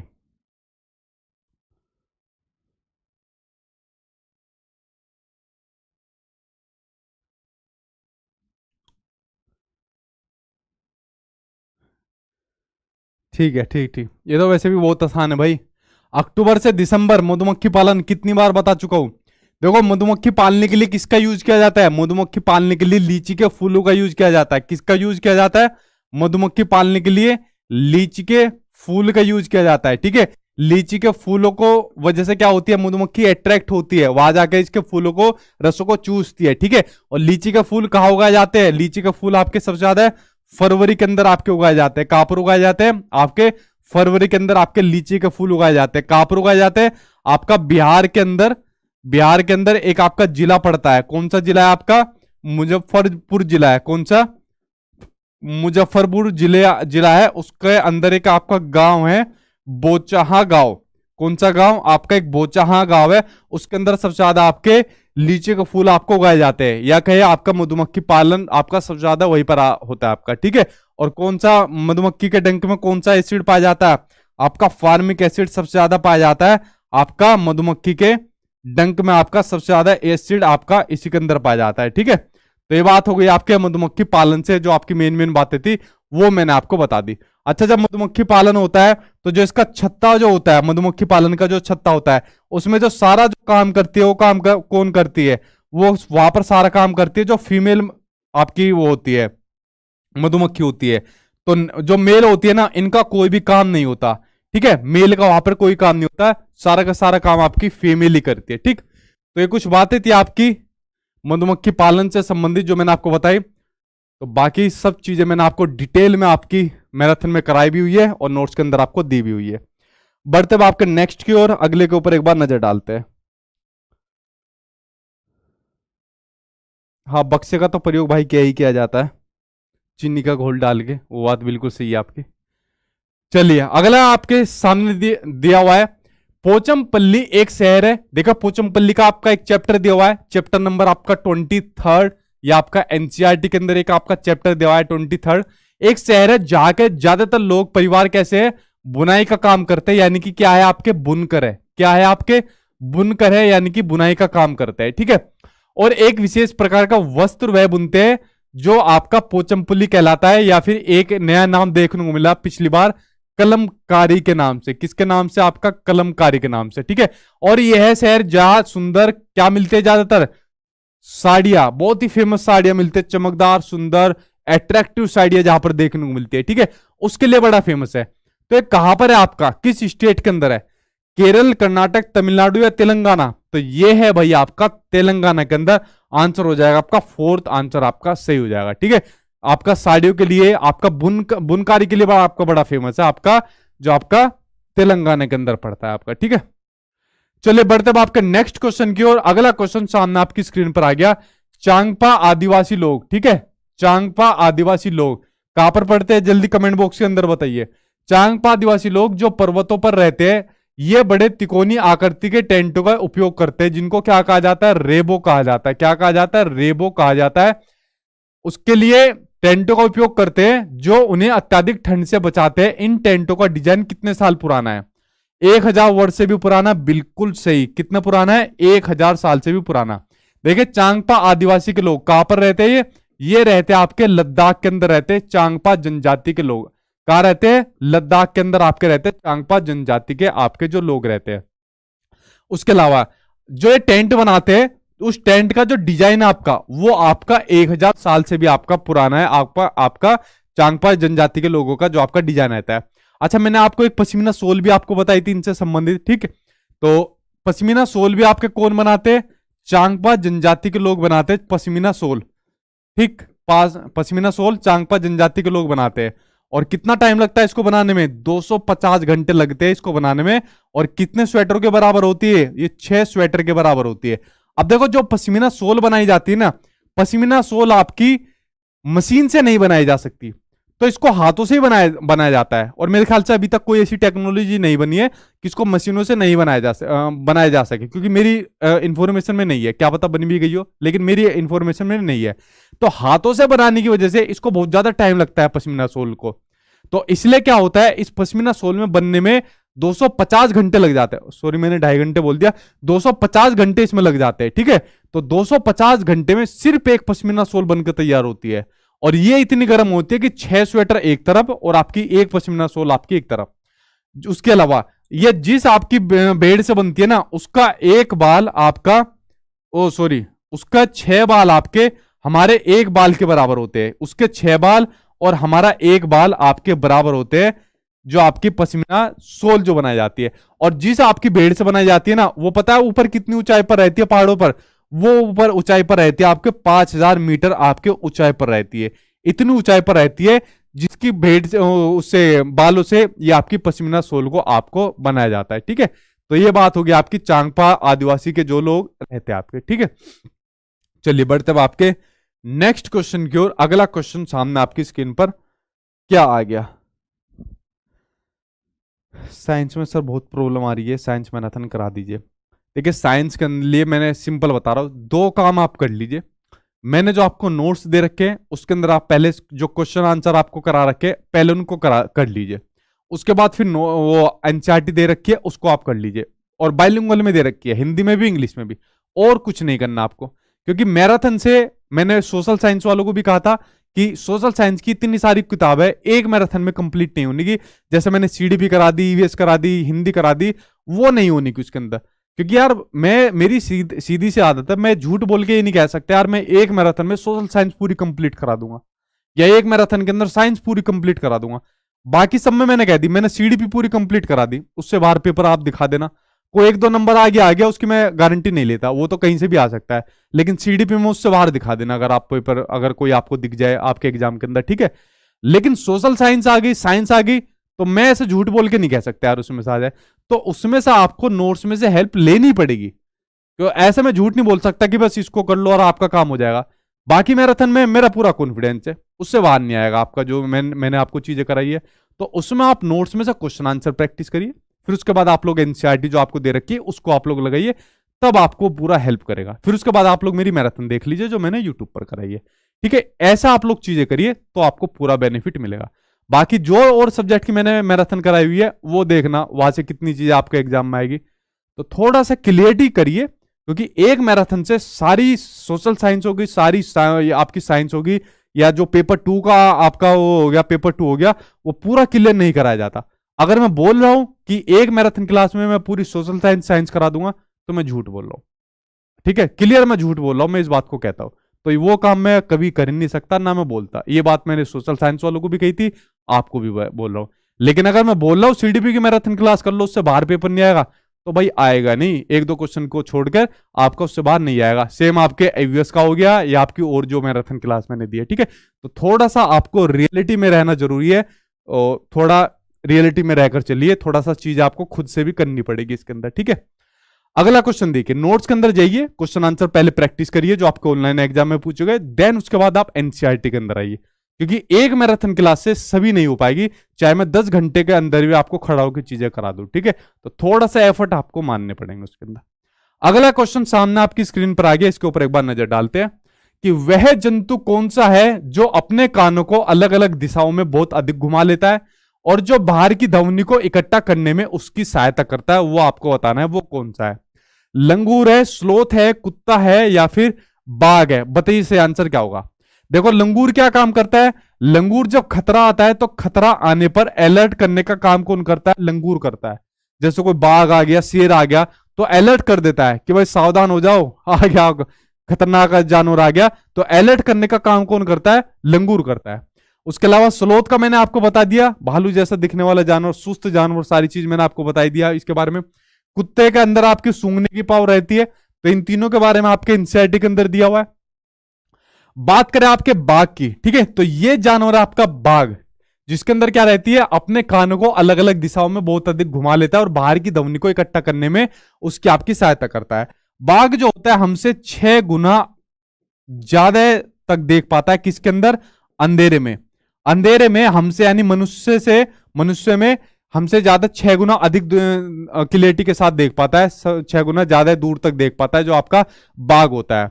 उसके अलावा जो बाघ होता है, बाघ के आपने मूछें देखी ना, तो बाघ की जो मूछें होती है, अगर कहीं पर कंपन होता है तो बाघ की मूछें कंपन के थ्रू पहचान लेती है कि मतलब ये कोई शिकार है या कोई हवा चल रही है, तो उनमें डिफ्रेंशिएट पैदा कर लेता है। जैसे मान लीजिए कोई झाड़ी है, तो झाड़ी में अगर कोई हवा चली और उसके बाद झाड़ी ली, तो बाघ पहचान लेगा, अरे यार ये तो हवा की वजह से झाड़ी ली है। अगर वो झाड़ी में कोई शिकार है और शिकार की वजह से वो झाड़ी ली, तो बाघ को पता लग जाएगा कि भाई कोई शिकार है, इस वजह से झाड़ी ली है। तो इतनी जो है मतलब वो पावर रहती है इसके बाघ की जो मूछें होती है और बाघ की जो कानों की जो शक्ति होती है उसके बाघ के अंदर, ठीक है।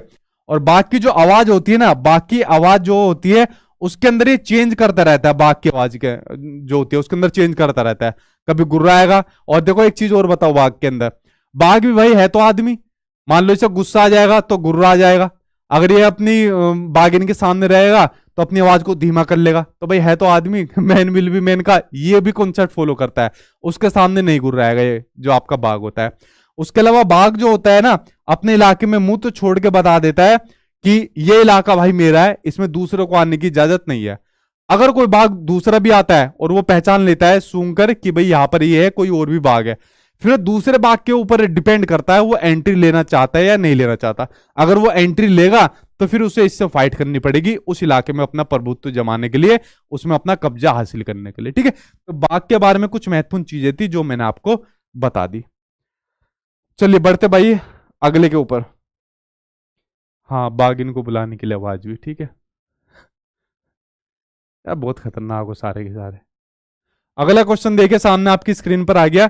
नेक्स्ट क्वेश्चन आपको दिया हुआ है एनसीईआरटी के अंदर, बाघ की ऐसे एक फोटो दी हुई है और ऐसे ऐसे करके उसके पॉइंट आपको दिए हुए। तो ये वाला पॉइंट कहीं भी नहीं दिया हुआ कि बाघिन को बुलाने के लिए इस तरीके की जो आवाज निकाला है जैसा आपने लंबा चौड़ा लिखा है, ठीक है। हाँ, बाघिन का पॉइंट जरूर दिया हुआ है कि बाघिन के लिए वो अलग आवाज निकालता है, निकालने के लिए इतने लंबे लंबे पॉइंट नहीं दिए, लेकिन ठीक है शॉर्ट फॉर्म में पॉइंट दिए हुए। अपनी तरफ से चीजें मत जोड़िए, बाघ की रेड मार रखी है बच्चों ने। अगला क्वेश्चन दिया हुआ है कि वृक्षों और पौधों की जड़ों में पाए जाने वाले नीचे दिए गए कुछ विशिष्ट लक्षणों पर विचार करिए। अब यहां पर एक पौधा है या पेड़ है, उसके बारे में उसकी जो जड़ें है उस पर हमको विचार करना है। और पौधा कौन सा है? बरगद का आपका पेड़ है। कौन सा? बरगद का पेड़ है। इसकी जड़ों के बारे में विचार करना है। तो चलिए भाई एक एक करके करते हैं इसके ऊपर विचार, जड़ों के बारे में। ठीक भाई, करा दूंगा मोहम्मद इजराइल, मैं करा दूंगा इंग्लिश की मैराथन, मैंने कहा हुआ है ना। अभी तो क्वेश्चन आंसर की भी करा दूंगा और इंग्लिश की भी करा दूंगा, अब क्या आप बेफिक्र रहिए। ठीक है, अब देखिए बरगद की जड़ों के बारे में करते हैं। पहला है कि पेड़ की जो लटकती शाखा है, आपने देखा है ना बरगद के साइड में जो जड़ें लटकती रहती है, कितनी सारी जड़ें हैं जो नीचे लटकती रहती है। ठीक है, रात में कोई गया होगा, बहुत सारी कहानी प्रचलित है कि बरगद के पेड़ पे जो भूत लटकते रहते हैं। ठीक है, तो ऐसी कोई कहानी नहीं होती। बेसिकली ऑक्सीजन का बहुत बड़ा भंडार होता है जो आपका बरगद का पेड़ होता है, तो ऑक्सीजन बहुत अच्छी खासी क्वांटिटी में वहां पर मिलता है बरगद के पेड़ पर। लेकिन जो जड़ें होती है वो बहुत ज्यादा लटकी हुई आपको देखने को मिलेगी, किसके? बरगद के पेड़ पर। तो बेसिकली जो जड़ें रहती है, लटकती हुई जड़ें, वो कैसी होती है? वो वास्तव में उसकी शाखा नहीं रहती, वो असलियत में उसकी जड़ें ही रहती है, उसको शाखा मत सोचना। ठीक है, तो पहला ऑप्शन आपका बिल्कुल सही है।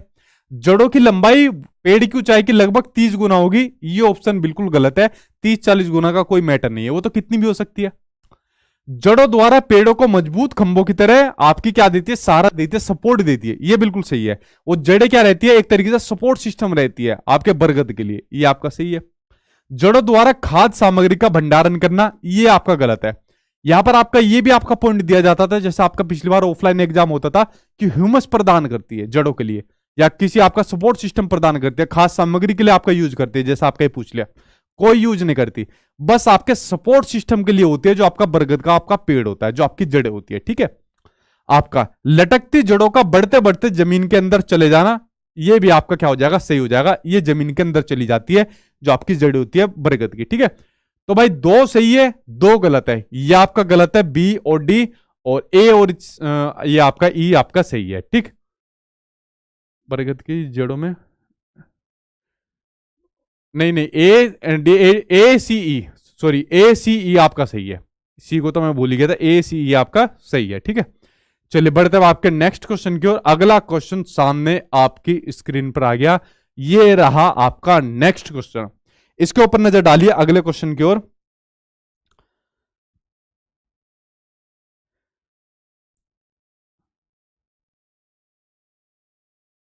सर एनसीईआरटी में एक सब्जेक्ट का मल्टीपल बुक्स है, सारे सब्जेक्ट पढ़ना है क्या? For both CTET and KVS अलग। देखिए सीटेट या केवीएस के लिए, अगर आप ईवीएस के लिए आप सीटेट पढ़ना चाह रहे हो, सॉरी क्या बोल रहा हूँ मैं भी, अगर आप एनसीईआरटी पढ़ना चाहते हो सीटेट और केवीएस के लिए, तो भाई सीटेट के लिए तो आपका यहाँ से काम चल जाएगा। लेकिन आपके केवीएस में कहा हुआ है कि जो आपका लेवल आएगा वो आपका 12 तक का लेवल आ जाएगा। मतलब चीजें तो आपकी ये आएगी, बट उसका जो स्टैंडर्ड रहेगा ना, वो क्वेश्चन का स्टैंडर्ड इनके लेवल से आपका ज्यादा आएगा।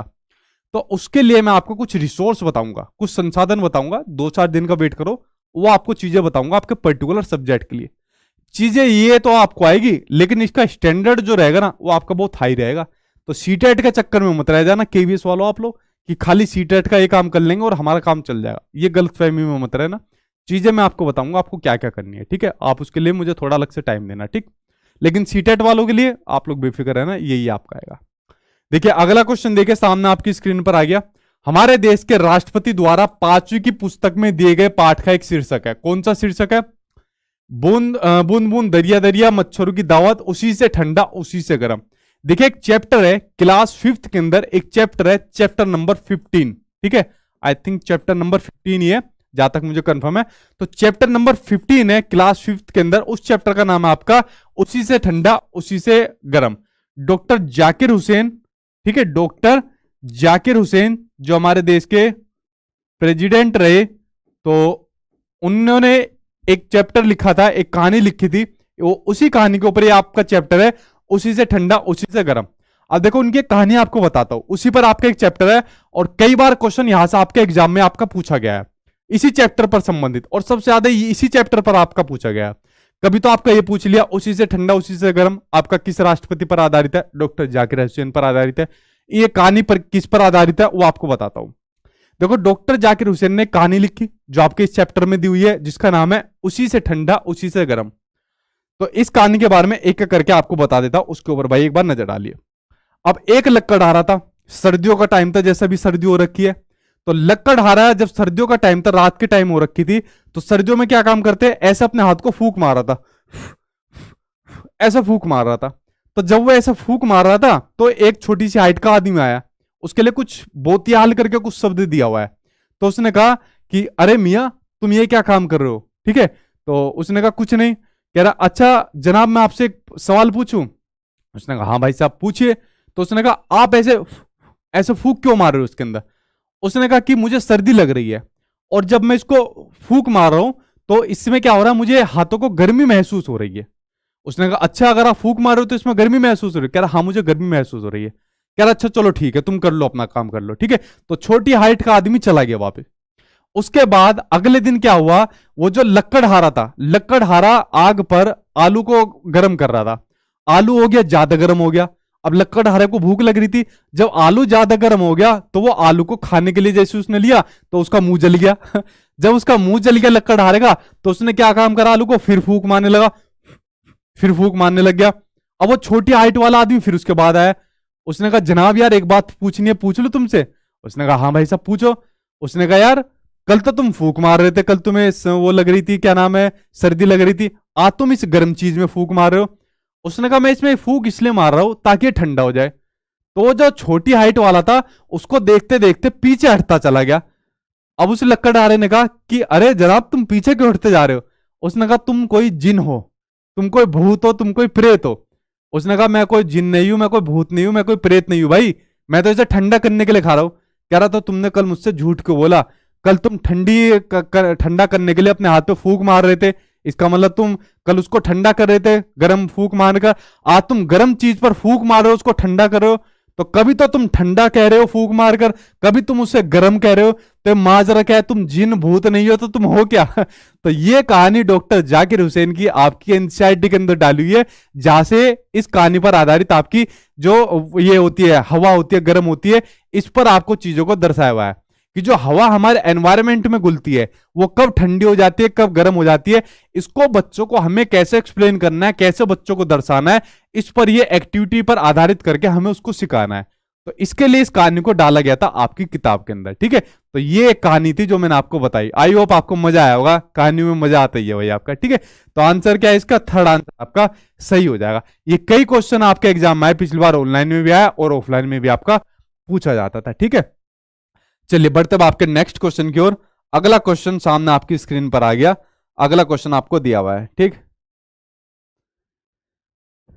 अगला क्वेश्चन आपके सामने स्क्रीन पर आ गया, ये रहा आपके सामने नेक्स्ट क्वेश्चन कि पारंपरिक तरीके से जल को संग्रहण करने के लिए हमारे देश में उपयोग की जाने वाली संरचना कौन सी है, जहां पर जल को कलेक्ट किया जाता है, जल को स्टोर किया जाता है। पहला है ट्यूबवेल। भाई ट्यूबवेल में तो किया ही नहीं जाता। ट्यूबवेल में तो क्या काम करते हैं, गांव के अंदर जाके देखना, खेत में के अंदर ट्यूबवेल लगा होता है, ठीक है यार। बहुत टाइम हो गया हमें भी नहाए हुए, अब गर्मियों में जाएंगे हम भी, जो हमारे गांव में भी लगा हुआ है ट्यूबवेल। तो वहां पर क्या होता है, ट्यूबवेल के अंदर पानी चलता रहता है, खेतों में पानी जाता रहता है, तो वहां पर जल को कलेक्ट नहीं किया जाता, वहां तो पानी निकलता रहता है ट्यूबवेल के अंदर, ठीक है। तो पहला ऑप्शन आपका गलत हो जाएगा, बावड़ी ऑप्शन सही रहता है। राजस्थान में जब आप लोग जाओगे बावड़ी, जो अलबिरूनी जो आए थे उन्होंने भी देखी थी, बावड़ी की व्यवस्था देखी थी, जिससे काफी इंप्रेस भी हुए थे वो, ठीक है। तो बावड़ी की व्यवस्था रहती है, सीढ़ियों के थ्रू नीचे जाया जाता है और जहां पर पानी को कलेक्ट किया जाता है, जो बारिश का जो पानी आता है उसको फिर कलेक्ट किया जाता है, तो बावड़ी की व्यवस्था होती है। बोरवेल में नहीं किया जाता, हैंडपंप में नहीं किया जाता। हैंडपंप की वजह से तो जो भूमिगत जल है, ये क्वेश्चन भी आपके एग्जाम में कई बार पूछा गया है, जो भूमिगत जल है यानी कि जो जमीन के नीचे का जो पानी है, उसके कम होने का सबसे जो बड़ा रीजन है ना, वो आपका हैंडपंप है, जिसको सनी देओल ने गदर फिल्म में उखाड़ लिया था, ठीक है। तो आपका हैंडपंप है, वो आपका सबसे बड़ा रीजन है। ये क्वेश्चन आपके एग्जाम में पूछा गया, ठीक। तो बावड़ी इसका आंसर से हो जाएगा, वाटर को कंजर्वेशन करने का, स्टोर करने का सबसे बढ़िया तरीका है, ठीक है। और ट्यूबवेल से याद आ गया भाई, अब जाना पड़ेगा अपने गांव में दोबारा, हमारे गांव में भी ट्यूबवेल लगा हुआ है, ठीक है, खेतों में। अगला क्वेश्चन सामने आपकी स्क्रीन पर आ गया, इसका आंसर देखिए क्या दिया हुआ है, इसके ऊपर एक बार नजर डालते हैं जी। सर मैं चुन्नू प्रसाद, मुजफ्फर जिले से, मेरा गांव बोचाहा है सर। ठीक है भाई, वेरी गुड। लाइब्रेरी के लिए भाई क्लास नहीं है, ठीक। अगला क्वेश्चन देखिए कि निम्नलिखित में से कौन सी मुद्रा, कौन सी करेंसी अबू धाबी में प्रचलित है। डॉलर, रुपया, दिरहम या फिर टका? बताओ कौन सी प्रचलित है। अच्छा डॉलर रुपया तो सबको पता होगी, टका कहाँ की करेंसी है? टका के बारे में जरा बताओ। इस क्वेश्चन के अकॉर्डिंग अबू धाबी की जो करेंसी है वो हो जाएगी आपकी दिरहम। अबू धाबी की करेंसी कौन सी है? दिरहम हो जाएगी। अबू धाबी में कौन सी लैंग्वेज बोली जाती है? कमेंट बॉक्स में बताओ, इसका देखता हूं किसको पता है। अबू धाबी के बारे में अगर बात करें, अबू धाबी को कहा जाता है रेत का टीला। रेत के टीले ही टीले यहां पर आपको देखने को मिलेंगे अबू धाबी के अंदर। अबू धाबी के अंदर ना तो आपको नदी देखने को मिलेगी, ना तो आपको झरने देखने को मिलेंगे, ना तालाब आपको देखने को मिलेंगे। अबू धाबी में देखने को मिलेंगे आपको खजूर के पेड़। क्या देखने को मिलेंगे आपको? खजूर के पेड़ अबू धाबी के अंदर आपको देखने को मिलेंगे। अच्छा एक क्वेश्चन आपके एग्जाम में पिछली बार ऑनलाइन पूछा गया कि जो अबू धाबी का जो टाइम है और जो हमारे इंडिया का टाइम है, दोनों के अंदर कितने का डिफरेंस है? 1.5 घंटे का अंतर है। ठीक है, तो अगर मैं टाइम की बात करूं अबू धाबी के अंदर, अगर मैं टाइम की बात करूं अबू धाबी के अंदर और इंडिया के अंदर, तो कितने का अंतर है? 1.5 घंटे का अंतर है। ये अंतर आप लोगों को ध्यान करना है, 1.5 घंटे का अंतर है। अगर अबू धाबी के अंदर 7 बजे है तो इंडिया के अंदर बजेंगे 8:30, यानी हम जो है अबू धाबी से 1.5 घंटा आगे। ठीक है, ये बात आपको ध्यान रखनी है। चलिए इसकी लैंग्वेज बताओ जरा, चेक करो भाई आपको कितनी चीज आती है। खजूर का पेड़ तो मैंने बता दिया। लैंग्वेज, लैंग्वेज बांग्लादेश टका, ठीक है। अरबी, ठीक है, वेरी गुड भाई, अब सही बताया।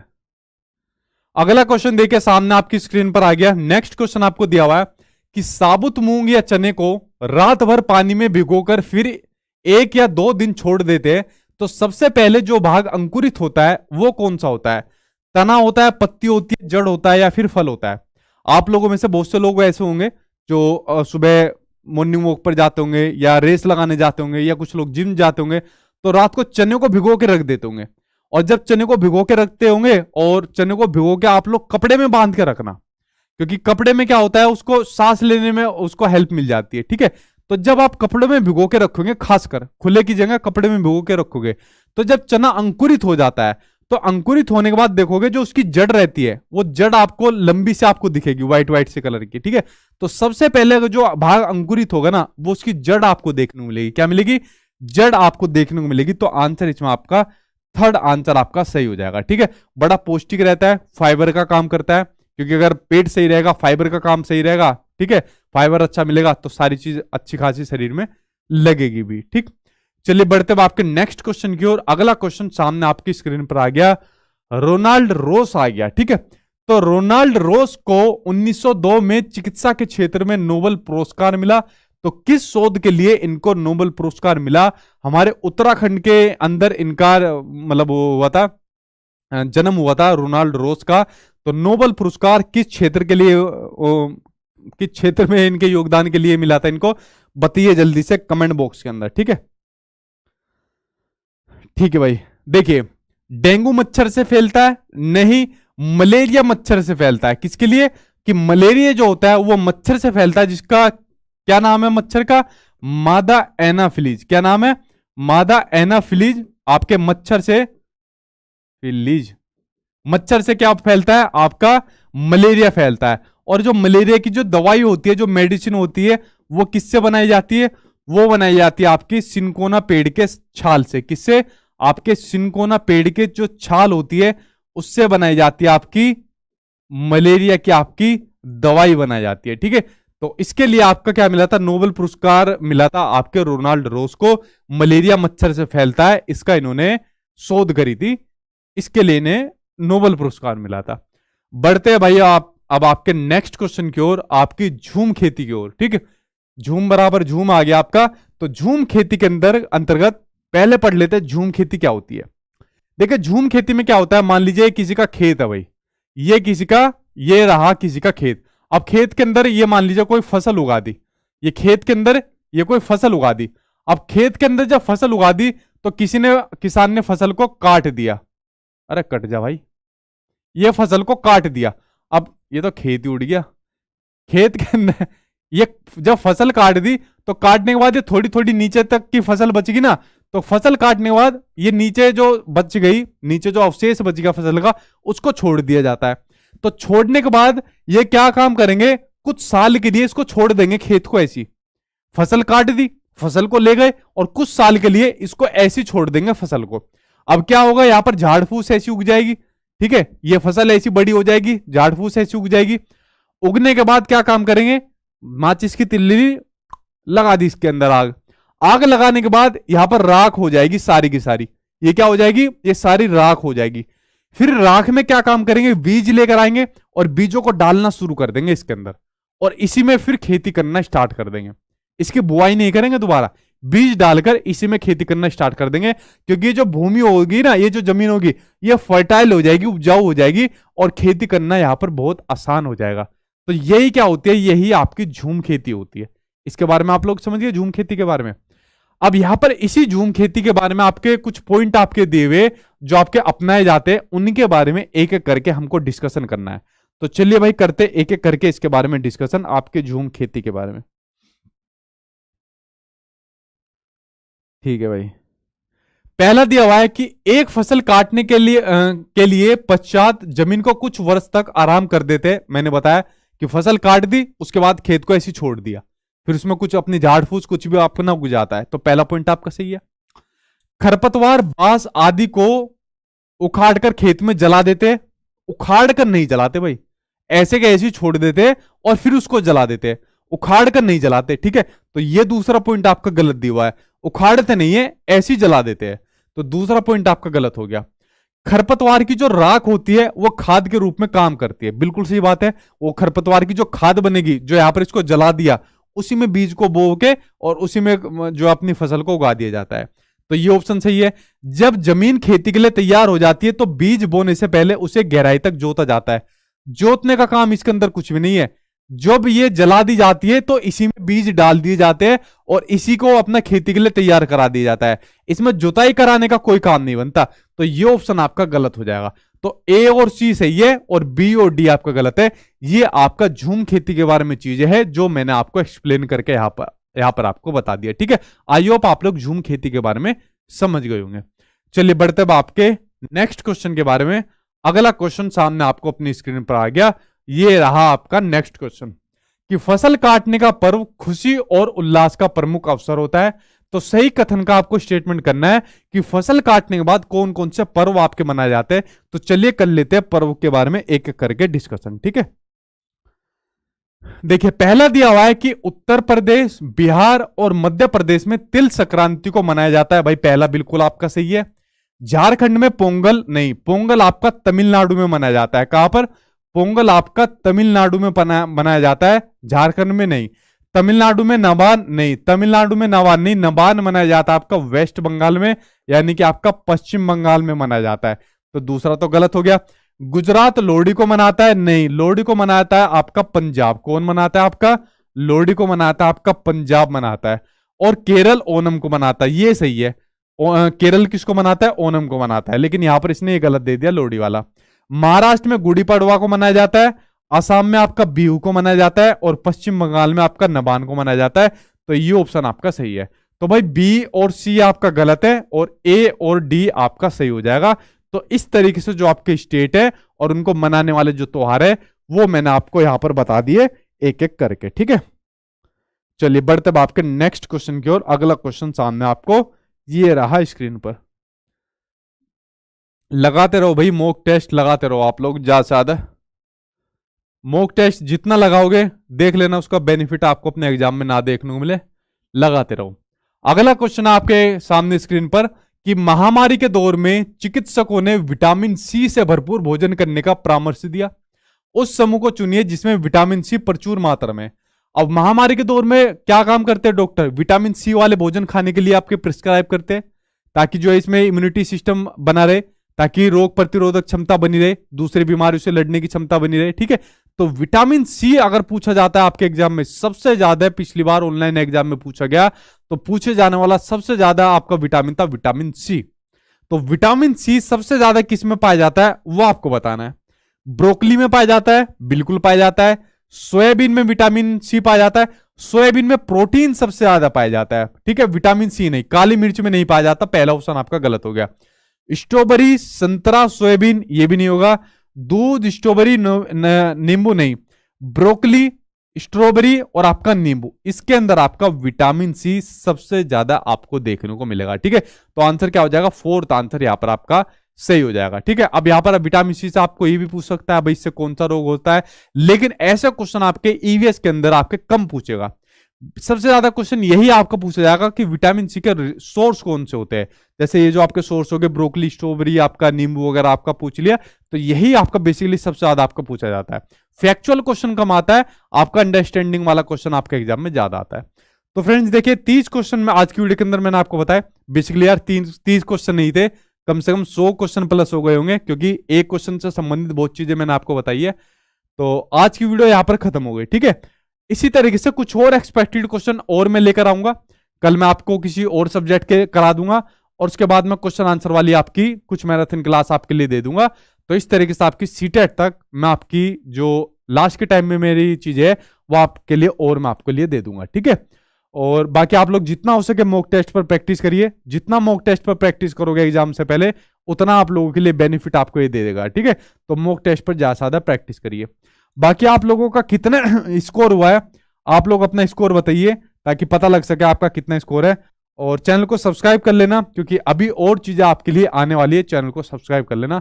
बाकी यार ये लाइक एंड शेयर का काम आप लोग बिना कहीं कर दिया करो, क्योंकि मैं कहता नहीं हूं, तो ये आप लोग कर दिया करो। ठीक है, और पूछे क्या क्वेश्चन आप लोगों का बचता है, फिर मैं उसका आंसर दे दूंगा। ठीक है जी, मत पड़ना चक्कर में, कोई नहीं है सचिन सर के टक्कर में। अच्छा ठीक है, वेरी गुड भाई। रेखा कुमारी 30 में से 30, अफरोज 30 में से 30, अकबर 30 में से 27, सुशील 30 में से 30। प्रणाम सर प्रणाम।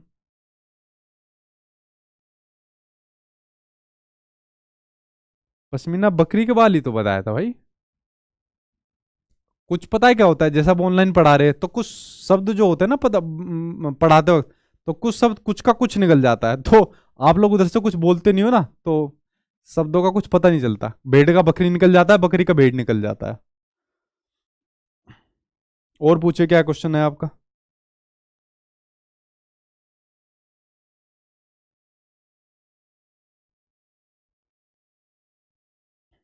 जी, वेरी गुड भाई। 30 में से 30, 30। वेरी गुड, बहुत अच्छा स्कोर।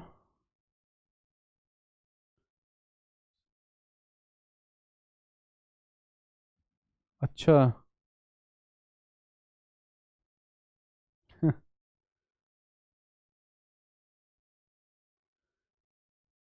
सचिन सर जैसा आप पढ़ा देते हो वैसा कोई नहीं पढ़ा सकता, एक बारी में दिमाग में फिट हो जाता है। आपकी तरह गेम का पढ़िया बहुत अच्छा होता है, थैंक यू वेरी मच। देखो यही मतलब एक टीचर के अंदर होना चाहिए क्वालिटी, कि एक ही बार में बच्चों को ऐसा पढ़ाओ कि दोबारा पढ़ाने की जरूरत ही ना पड़े। ठीक है, वो कंसेप्ट मुझे शुरू से ही बेकार लगता है कि एक बार समझ में नहीं आया तो बेटा तू मेरे से 10 10 बार पूछ। तो 10 बार वाली नौबत बच्चों के सामने कभी आनी नहीं चाहिए। एक बार ऐसा एक्सप्लेन करो बच्चों के सामने कि उसी में बच्चों के सामने फिट हो जाए। तो मैं कभी अगर पढ़ाता हूं बच्चों के सामने, मेरी कोशिश ये रहती है कि उनको दोबारा देखने की जरूरत ही ना पड़े वीडियो, एक ही बारी में उनके माइंड के अंदर फिट हो जाए। तो मैं हमेशा इसी तरीके से पढ़ाता हूँ। ठीक है, तो आज तक मेरा रिकॉर्ड भी रहा है, जब कभी भी मैंने कोई टॉपिक पढ़ाया, कोई चीज पढ़ाई है, तो मेरी कोशिश यही रही है कि इनको दोबारा वो चीज देखने की जरूरत ना पड़े। ठीक है, तो यही कोशिश रही है, और आई होप आप लोग जब टीचर बनोगे तब आप लोगों की भी यही कोशिश रहे। ठीक, ये आपको sachinacademy.com से मिलेंगे। गूगल पे जाओ, sachinacademy.com लिखो, वेबसाइट खुलकर आ जाएगी, वहां पर आप लोग इसको करिए। ठीक है सर, मॉक टेस्ट में 80 नंबर ही आ रहे हैं सर, क्या करूं मैं, प्लीज बताइए। भाई अगर 80 नंबर आ रहे हैं, सबसे पहले अपने कंसेप्ट क्लियर करो। नोट्स वगैरह के अंदर जो चीज दे रखी है उनको क्लियर करो। मैराथन क्लास देखिए, उनसे क्लियर करो। क्योंकि मॉक टेस्ट में 80 नंबर का आना, इसका मतलब आपकी तैयारी बहुत कम है। ठीक है, तो मॉक टेस्ट में आप लोग तब जाना तब आप लोगों के कंसेप्ट क्लियर हो जाए, उसके बाद जाना आप लोग। ठीक है, तो पहले कंसेप्ट क्लियर करो तब मॉक टेस्ट के ऊपर जाओ, क्योंकि बहुत कम नंबर आ रहे हैं अगर आपके मॉक टेस्ट में सिर्फ 80 नंबर अगर आ रहे हैं। ठीक है, तो फिर मॉक टेस्ट पर जाना आप लोग, पहले कंसेप्ट क्लियर कर लो।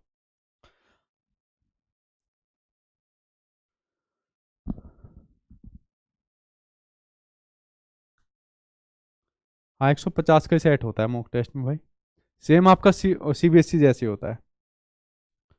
साहब बहुत अच्छा पढ़ाते, ठीक है भाई ठीक। चलिए फ्रेंड, बहुत क्वेश्चन आ रहे हैं आप लोगों के, तो कल मिलता हूँ आप लोगों से ठीक 8 बजे। तो कल आप लोग 8 बजे आ जाना, कल किसी और दूसरे सब्जेक्ट के साथ आप लोगों से मिलूंगा। ठीक 8 बजे आप लोग आ जाना, तब तक आप लोग पढ़ते रहना, ध्यान रखना। Good night, take care.